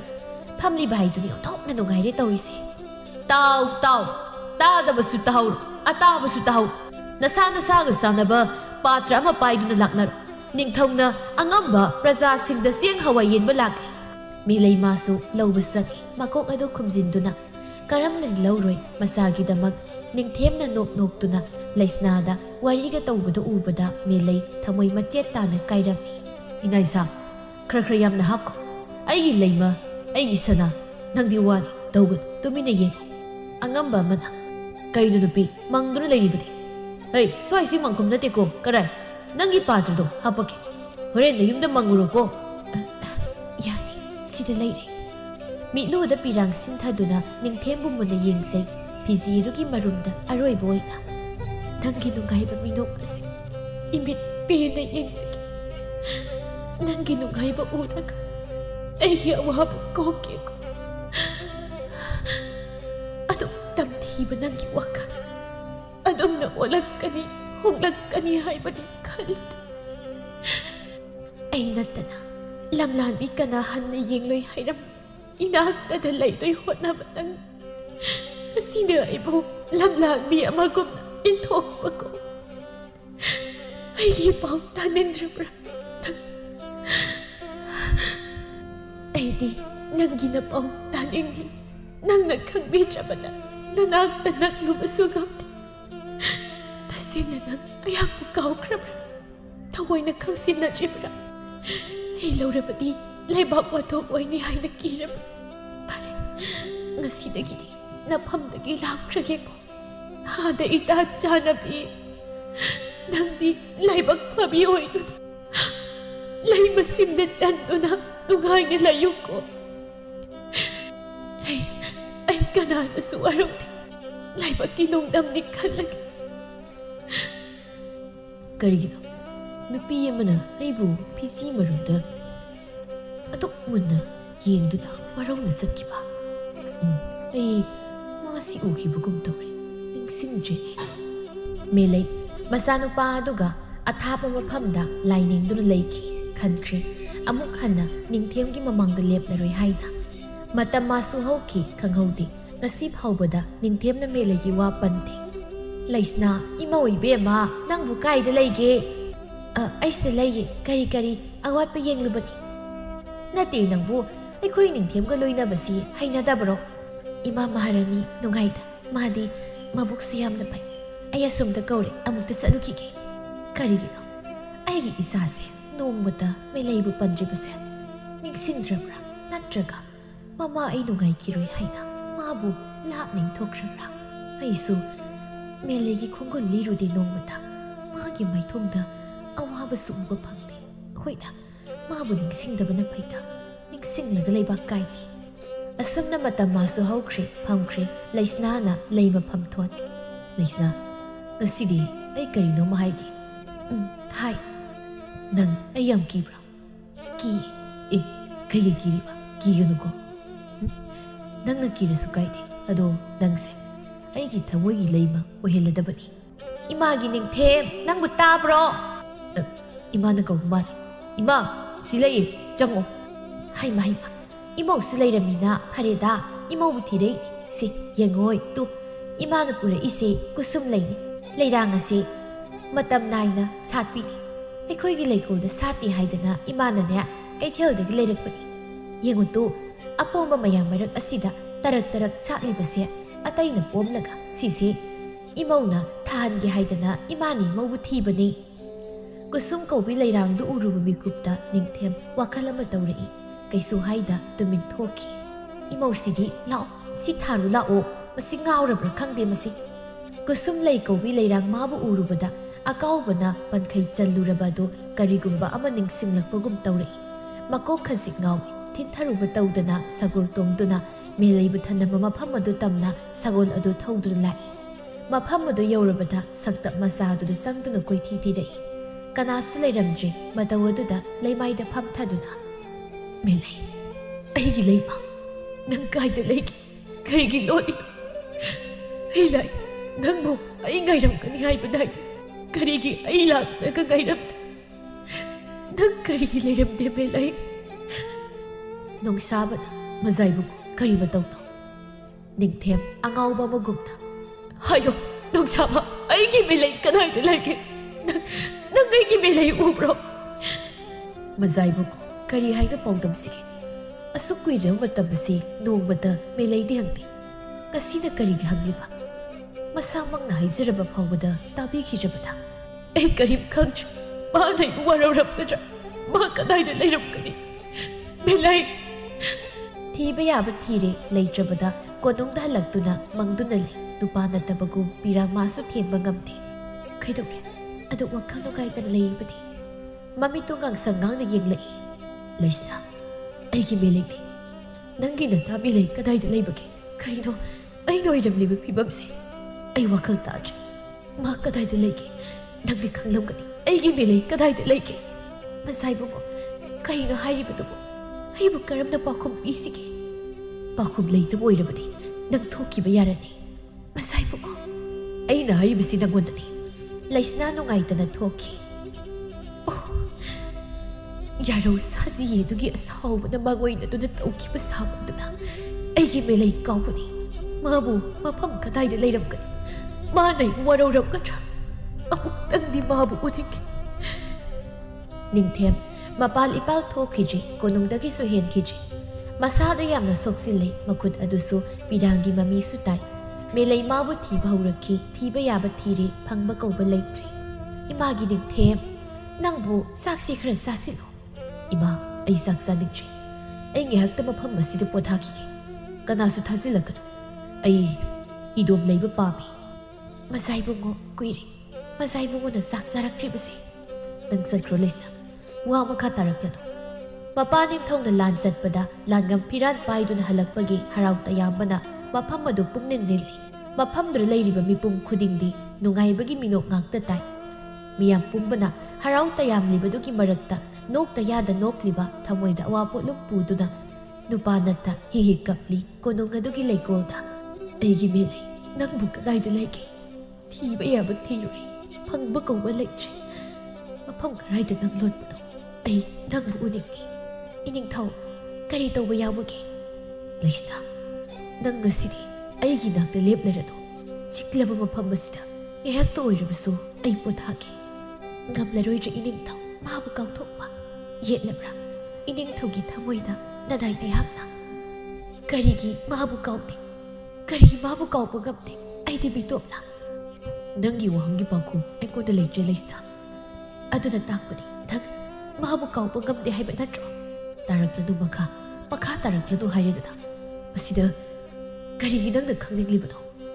ꯃꯄꯨꯔꯣꯏꯕꯒꯤ ꯋꯥꯍꯩꯗꯨꯗ ꯈꯣꯜ ꯀꯟꯅ ꯍꯥꯏꯖꯕꯁꯨ ꯉꯝꯗ ꯃꯃꯥꯏ ꯂꯩꯅ ꯀꯞꯇꯨꯅ ꯆꯦꯟꯈꯤ ꯄꯣꯏꯔꯩ ꯀꯩꯗ ꯂꯩꯕꯒꯦ ꯃꯤꯂꯩ ꯅꯨꯖꯥ ꯅꯪꯕꯨ ꯃꯇꯧ ꯀꯔꯝꯅ ꯑꯩꯅ ꯅꯪꯕꯨ ꯃꯤꯂꯩ ꯂꯣꯏꯈ꯭ꯔꯦ ꯑꯍꯤꯡꯗꯨꯃ ꯐꯪꯕ ꯀꯧꯕ ꯂꯩꯇ꯭ꯔꯕꯗ ꯊꯤꯕ ꯌꯥꯕ ꯊꯤꯈꯤ ꯃꯤꯂꯩꯒꯤ ꯈꯣꯡꯒꯨꯜ ꯂꯩꯔꯥꯡ ꯃꯥꯅ ꯂꯩꯁꯥꯠ ꯇꯝꯂꯛꯄꯀꯣ ꯀꯔꯤꯒꯤ ꯑꯩꯒꯤ ꯊꯃꯣꯏꯁꯨ ꯌꯦꯅꯤꯡ ꯍꯨꯜꯂꯛꯄꯒꯨꯝ ꯊꯣꯛꯂꯤꯕ ꯄ꯭ꯔꯀꯤꯇꯤ ꯏꯃꯥ ꯃꯥꯒꯤꯅꯤ ꯕꯁꯟꯇ ꯔꯤꯇꯨ ꯂꯥꯛꯈꯤꯅꯤ ꯊꯃꯣꯏ ꯃꯥꯒꯤꯅꯤ ꯕꯁꯟꯇ ꯔꯤꯇꯨ ꯂꯥꯛꯂꯔꯣꯏ ꯑꯩ ꯊꯦꯟꯈꯤꯕ ꯇꯥꯔꯦ ꯀꯣꯔꯧꯃꯥꯁꯨ ꯏꯅꯨꯡ ꯉꯥꯜꯂꯛꯂꯦ ꯁꯤꯟꯊꯥ ꯄꯥꯡꯂꯨꯔꯒꯦ ꯁꯅꯥ ꯄ꯭ꯔꯕ꯭ꯔꯞ ꯆꯦꯜꯂꯛꯇꯨꯅ ꯏꯆꯦꯝ ꯀꯔꯤ ꯂꯩꯔꯦ ꯏꯅꯤꯡꯊꯧ ꯅꯤꯡꯊꯦꯝꯗꯣ ꯉꯁꯤ ꯃꯐꯝ ꯑꯁꯤꯗ ꯃꯄꯨ ꯏꯕꯨꯡꯉꯣ ꯃꯥꯕꯨ ꯊꯧꯅꯤꯖꯕ ꯂꯥꯛꯀꯅꯤ ꯍꯥꯏ ꯀꯔꯤ ꯏꯅꯤꯡꯊꯧꯕꯣ ꯃꯥꯅꯤ ꯀꯩꯗꯧꯔꯒꯦ ꯏꯆꯦꯝ ꯀꯔꯤꯁꯨ ꯇꯧꯗꯦ ꯑꯗꯨꯗꯤ ꯌꯦꯡꯉꯣꯏ ꯂꯩꯕꯥꯛꯀꯤ ꯏꯅꯤꯡꯊꯧ ꯂꯥꯛꯀꯗꯧꯔꯤꯕꯅꯤꯅ ꯀꯔꯤ ꯁꯦꯝ ꯁꯥꯔꯨꯔꯣ ꯏꯆꯦꯁꯨꯅꯦ ꯁꯥꯏꯊꯔꯨꯈꯤꯒꯦ ꯍꯣꯏ ꯏꯆꯦ ꯑꯗꯨꯗꯤ ꯑꯩ ꯂꯦꯡꯊꯣꯛꯈ꯭ꯔꯒꯦ ꯃꯥꯕꯨ ꯃꯐꯝ ꯑꯁꯤꯗ ꯂꯣꯏꯗꯥꯝ ꯀꯌꯥꯅꯣ ꯀꯨꯝꯁꯥ ꯀꯌꯥꯅꯣ ꯑꯩꯅ ꯃꯐꯝ ꯑꯁꯤꯗ ꯏꯕꯨꯡꯉꯣ ꯃꯥꯒꯤ ꯁꯦꯕꯥ ꯇꯧꯗꯨꯅ ꯂꯩꯔꯛꯂꯤꯕ ꯅꯣꯡꯃꯗ ꯂꯥꯛꯈꯤꯗ꯭ꯔꯕꯅꯤꯀꯣ ꯃꯥ ꯂꯥꯛꯀꯅꯤ ꯍꯥꯏꯔꯒ ꯀꯔꯤꯒꯤꯅꯣ ꯑꯩꯒꯤ ꯃꯤꯍꯨꯜ ꯑꯁꯤꯅ ꯅꯍꯥꯟ ꯃꯈꯩ ꯆꯣꯡꯗꯕ ꯃꯑꯣꯡꯗ ꯆꯣꯡꯂꯤꯕ ꯑꯩꯕꯨ ꯃꯁꯛ ꯈꯪꯕꯤꯗ꯭ꯔꯕ ꯃꯍꯥꯛꯄꯨ ꯀꯔꯤꯒꯤ ꯑꯩꯅ ꯎꯅꯤꯡꯂꯤꯕ ꯏꯃꯥꯒꯤ ꯄꯥꯔꯤ ꯁꯤ ꯃꯤꯀꯞ ꯊꯣꯛꯂꯣ ꯏꯅꯨꯡ ꯃꯥꯁꯨ ꯉꯥꯜꯂꯛꯂꯦ ꯉꯥꯏꯍꯥꯛ ꯂꯩꯔꯕ ꯃꯇꯨꯡ ꯅꯤꯡꯊꯧ ꯃꯥꯁꯨ ꯂꯦꯡꯂꯛꯂꯗꯨꯅ ꯂꯩꯃ ꯅꯤꯡꯊꯧ ꯑꯅꯤꯗꯨ ꯈꯨꯌꯨꯝ ꯂꯥꯏꯕꯨ ꯈꯨꯔꯨꯝꯕ ꯂꯣꯏꯗꯨꯅ ꯃꯅꯥꯛ ꯑꯗꯨꯗ ꯂꯩꯔꯤꯕ ꯄꯤꯛꯇꯛ ꯇꯧꯕ ꯏꯅ ꯀꯨꯞꯄ ꯌꯨꯝ ꯑꯗꯨꯗ ꯉꯥꯏꯍꯥꯛ ꯄꯣꯊꯥꯕ ꯑꯣꯏꯅ ꯂꯥꯛꯇꯨꯅ ꯄꯣꯊꯥꯔꯤ ꯃꯦꯂꯩ ꯃꯀꯣꯛ ꯑꯗꯨ ꯈꯨꯝꯁꯤꯡꯗꯨꯅ ꯈꯣꯟꯖꯦꯜ ꯈꯔ ꯁꯦꯝꯗꯨꯅ ꯈꯪꯈꯤꯅꯤ ꯃꯇꯥꯀꯣ ꯏꯅꯤꯡꯊꯧ ꯃꯍꯥꯔꯥꯅꯤꯅ ꯇꯣꯜꯂꯕ ꯑꯩꯈꯣꯏꯒꯤ ꯁꯪꯒꯥꯏꯁꯤ ꯂꯥꯛꯄꯗꯤ ꯀꯔꯤꯅ ꯊꯧꯒꯜ ꯇꯧꯒꯅꯤ ꯐꯅ ꯈꯣꯟꯖꯦꯜ ꯁꯦꯝꯂꯕꯁꯨ ꯍꯥꯏꯐꯦꯠꯇꯤ ꯑꯗꯨꯝ ꯃꯥꯟꯅꯩ ꯈꯪꯈꯤꯕ ꯇꯥꯔꯦ ꯍꯥꯏꯗꯨꯅ ꯃꯐꯤꯗꯨ ꯁꯦꯟꯅꯖꯩ ꯀꯔꯤꯒꯤ ꯑꯩꯈꯣꯏꯒꯤ ꯊꯧꯒꯜ ꯇꯧꯒꯅꯤ ꯀꯔꯤꯒꯤꯅꯣ ꯅꯪꯅ ꯅꯀꯣꯛ ꯅꯔꯨ ꯈꯨꯝꯁꯤꯜꯂꯤꯕ ꯅꯪꯒꯤ ꯈꯣꯟꯖꯦꯜꯁꯦ ꯇꯥꯕꯗ ꯑꯩꯒꯤ ꯏꯇꯥꯗꯨꯒꯤ ꯈꯣꯟꯖꯦꯜꯒ ꯃꯥꯟꯅꯩ ꯌꯦꯡꯉꯣ ꯅꯪꯒꯤ ꯈꯣꯟꯖꯦꯜ ꯇꯥꯕꯗꯪꯅ ꯉꯁꯤꯗꯤ ꯄꯥꯞ ꯆꯦꯜꯂꯕꯤ ꯑꯃꯒꯨꯝꯅ ꯊꯃꯣꯏꯁꯦ ꯄꯨꯕ ꯊꯥꯡꯕ ꯉꯝꯗ꯭ꯔꯦ ꯋꯥꯔꯧꯈ꯭ꯔꯕ꯭ꯔꯥ ꯈꯪꯗꯦ ꯏꯇꯥꯗꯣ ꯅꯅꯥꯏ ꯑꯩꯍꯥꯛꯀꯤ ꯃꯥꯏꯁꯦ ꯐꯤꯕꯝ ꯈꯖꯤꯛ ꯆꯥꯗꯕ ꯑꯗ ꯏꯀꯥꯏꯗꯅ ꯇꯧꯕꯅꯤ ꯑꯗꯣ ꯅꯣꯏꯒꯤ ꯍꯩꯀꯣꯜ ꯂꯩꯀꯣꯜꯁꯦ ꯌꯥꯝꯅ ꯐꯖꯩ ꯑꯩ ꯌꯦꯡꯅꯤꯡꯉꯤ ꯏꯅꯤꯡꯊꯧ ꯌꯦꯡꯉꯨꯁꯤꯔꯥ ꯂꯩꯁꯅꯥ ꯅꯪ ꯌꯦꯡꯂꯨ ꯑꯩꯗꯤ ꯃꯐꯝꯁꯦ ꯌꯥꯝꯅ ꯏꯪꯁꯤ ꯃꯐꯝ ꯑꯁꯤꯗ ꯉꯥꯏꯍꯥꯛꯇ ꯄꯣꯊꯥꯗꯨꯅ ꯂꯩꯍꯧꯈꯤꯒꯦ ꯂꯩꯁꯅꯥ ꯍꯩꯀꯣꯜ ꯂꯩꯀꯣꯜ ꯑꯗꯨ ꯌꯦꯡꯅꯤꯡꯕꯅ ꯍꯦꯟꯈꯤꯗꯨꯅ ꯌꯦꯡꯕ ꯆꯠꯈꯤ ꯅꯨꯖꯥ ꯅꯪꯒꯤ ꯈꯣꯟꯖꯦꯜꯁꯤ ꯇꯥꯕꯗ ꯉꯁꯤꯗꯤ ꯑꯩꯒꯤ ꯄꯥꯏꯕ ꯄꯨꯛꯅꯤꯡ ꯑꯁꯦ ꯑꯋꯥꯕ ꯏꯄꯥꯛꯇ ꯏꯔꯥꯛꯅꯕꯒꯨꯝ ꯊꯣꯛꯏ ꯑꯃꯨꯛ ꯍꯦꯟꯅ ꯎꯅꯤꯡꯕ ꯄꯣꯛꯏ ꯃꯥꯕꯨ ꯃꯐꯝ ꯈꯔꯗ ꯂꯝꯗꯝ ꯀꯗꯥꯏꯗ ꯆꯠꯈ꯭ꯔꯕꯅꯣ ꯈꯪꯗꯦ ꯋꯥꯔꯧꯈ꯭ꯔꯕ ꯑꯣꯏꯔꯦ ꯑꯩꯉꯣꯟꯗ ꯃꯐꯝ ꯑꯁꯤꯗ ꯂꯩꯔꯒ ꯅꯤꯡꯊꯧ ꯑꯩꯒꯤ ꯎꯟꯕꯤ ꯄꯥꯏꯕ ꯄꯨꯛꯅꯤꯡ ꯑꯁꯦ ꯏꯔꯥꯡ ꯂꯥꯡꯉꯤ ꯏꯄꯥꯔꯤ ꯆꯥꯎꯗ꯭ꯔꯤꯕ ꯃꯥꯕꯨ ꯎꯅꯤꯡꯕꯅ ꯈꯣꯏꯔꯥꯡꯉꯤ ꯅꯪꯕꯨ ꯊꯤꯕꯗ ꯑꯩ ꯋꯥꯔꯦ ꯐꯤ ꯑꯗꯨꯒꯤ ꯃꯔꯨꯝꯗ ꯂꯣꯟꯅ ꯌꯦꯡꯗꯨꯅ ꯃꯤꯠꯂꯨ ꯄꯤꯔꯥꯡ ꯁꯤꯟꯊꯩ ꯃꯤꯂꯩꯁꯨ ꯏꯆꯤꯜ ꯑꯁꯤꯅ ꯀꯧꯕꯁꯨ ꯉꯝꯗ ꯋꯥꯅ ꯆꯥꯡꯅ ꯈꯥꯡꯂꯤꯕ ꯏꯄꯥꯔꯤ ꯑꯁꯤ ꯅꯄꯥꯔꯤꯅꯤ ꯍꯥꯏꯕ ꯐꯥꯎꯕ ꯏꯆꯤꯜ ꯑꯁꯤꯅ ꯍꯥꯏꯉꯝꯗ꯭ꯔꯦ ꯑꯀꯥꯎ ꯄꯔꯩꯗꯤ ꯆꯟꯗ꯭ꯔꯤꯕ ꯑꯣꯏ ꯅꯅꯥꯎ ꯑꯣꯏꯕ ꯁꯥꯟꯅꯔꯤꯕ꯭ꯔꯥ ꯅꯅꯥꯎ ꯑꯣꯏꯒꯤ ꯏꯐꯝꯗ ꯅꯤꯡꯊꯦꯝ ꯄꯨꯛ ꯍꯧꯒꯠꯂꯤ ꯆꯤꯝꯕꯥꯜ ꯊꯣꯛꯅ ꯍꯥꯏꯔꯛꯏ ꯅꯨꯖꯥ ꯅꯪꯒꯤ ꯈꯣꯟꯖꯦꯜ ꯑꯁꯦ ꯃꯥꯒ ꯌꯥꯝ ꯃꯥꯟꯅꯩ ꯅꯪꯒꯤ ꯈꯣꯟꯖꯦꯜ ꯇꯥꯕꯗ ꯑꯩ ꯂꯩꯐꯝ ꯈꯪꯗꯦ ꯅꯪꯒꯤ ꯅꯁꯛꯁꯨ ꯌꯦꯡꯅꯤꯡꯕ ꯄꯣꯛꯏ ꯑꯗꯨꯕꯨ ꯆꯤꯟꯕꯥꯜ ꯑꯁꯤꯅ ꯍꯥꯏꯗꯣꯛꯈꯤꯕꯅ ꯃꯔꯝ ꯑꯣꯏꯔꯒ ꯅꯪꯕꯨꯗꯤ ꯌꯦꯡꯂꯔꯣꯏ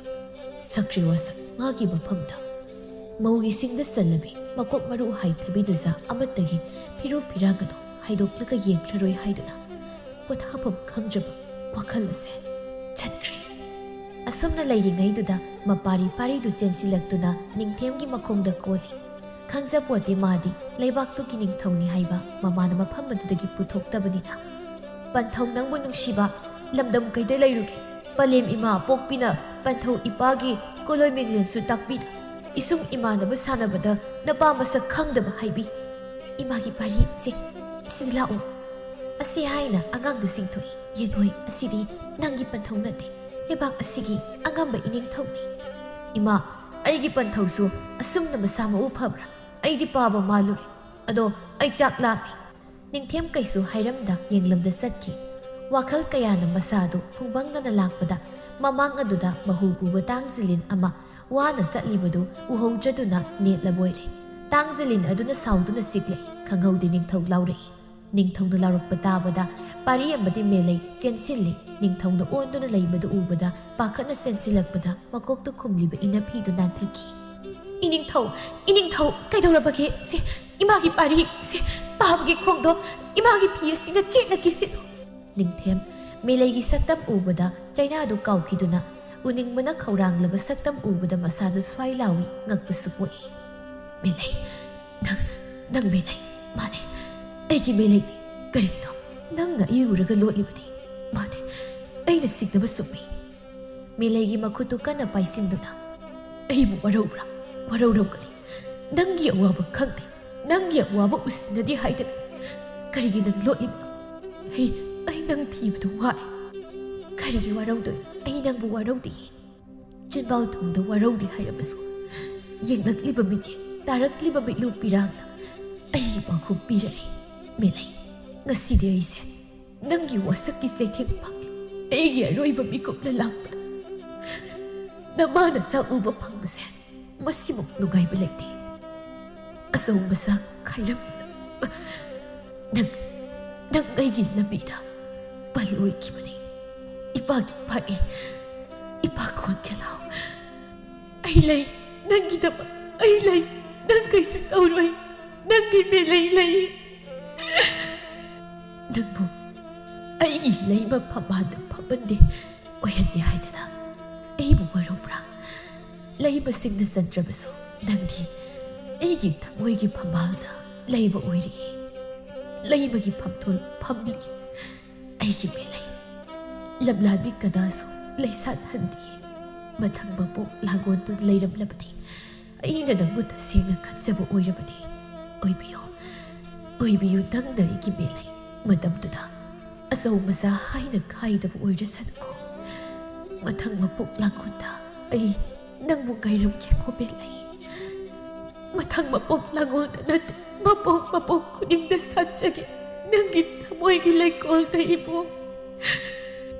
थाख्रे थवाई निंथेम नुंसी वासक्तु लिथोक्लगा चटपा गमखिदे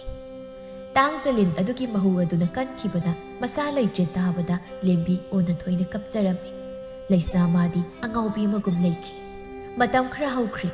लेंबीना मेलैगी लैफम ताना लाई खंगलिबनी मादी मेलै अमदी मचागी वारी पुमनमक माना लोइना खंगलिबनी मसुबु निजरे इमागी मेलै इमाबु ओइजब थीबनी हाइरगद्रा इमा अदुमना हाइगनु एहाक्ति मफम असि थादोक्तुना चनिंगबसु पोक्ट्री इपारी असिदी नमौना सिनजरबनी इमाना नसिननाउ पुन्ना कोनुंगदा लैमिनरो इमा लांट्रे वाहिदो इमाना नचाइगोदा हाइबिगन लालिबदी ऐने इपोका सिना थीदन अतोनबा सागैदा पोक्लुबगी लानबन हंजिन हाइरबसु याखिद्री मेलैसि खांख्रे फरे अदुदी नंगना याद्रबनिना इमा सलगे इमौना वरक्लबा मतमदा इमा लैरि काउगन नमा ओइबि ऐने अवांगबा अनेबा खायुबगी माहिनी अबोकी पारी इसुदा नपागी खुबम सिंदुद लेबाक सासन तौको इमागी निंथेम इमौना नबाइबु अरौख्रे नपारी असिनि सिनरे ऐ चटनिंगदी इमा थादोक्तुनै चटपा ngамoi पारीबु नमदुना पुखिरम्मी मेलैना इमागी पारी चाउट्रिब इमास इचागा लापना निंदी इचागा काइना निंदी इचा उदा करमना खांगदोइनो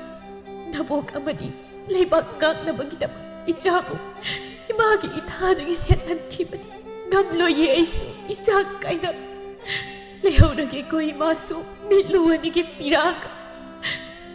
siloina duna kangdana ichagi mai kai taba yengdu melai mapari kaina maina saktuna thawai thaki parisu mama leite tabada themba yadana kapki mapagi mohut sinduna parina ningthau oiduna panki azau masa khaibana afaba oide lairaba leirambagi ina khudba leirambani awaba leirambagi nungaibasu leirambani asauba leirambagi masasu leirambani aide aduda poke haina pukningma mafamda pokpa natte taibang mapu magi thawin sinni sagai asau masa khairubana ningthemgi punsi khangu thakta loiki miyoiba singi marakta asau masa khaiba khenaba thamba si phattabra amagi mateng amana pangi atonma singbu namthadui saruk chingkhat pibadi yadabra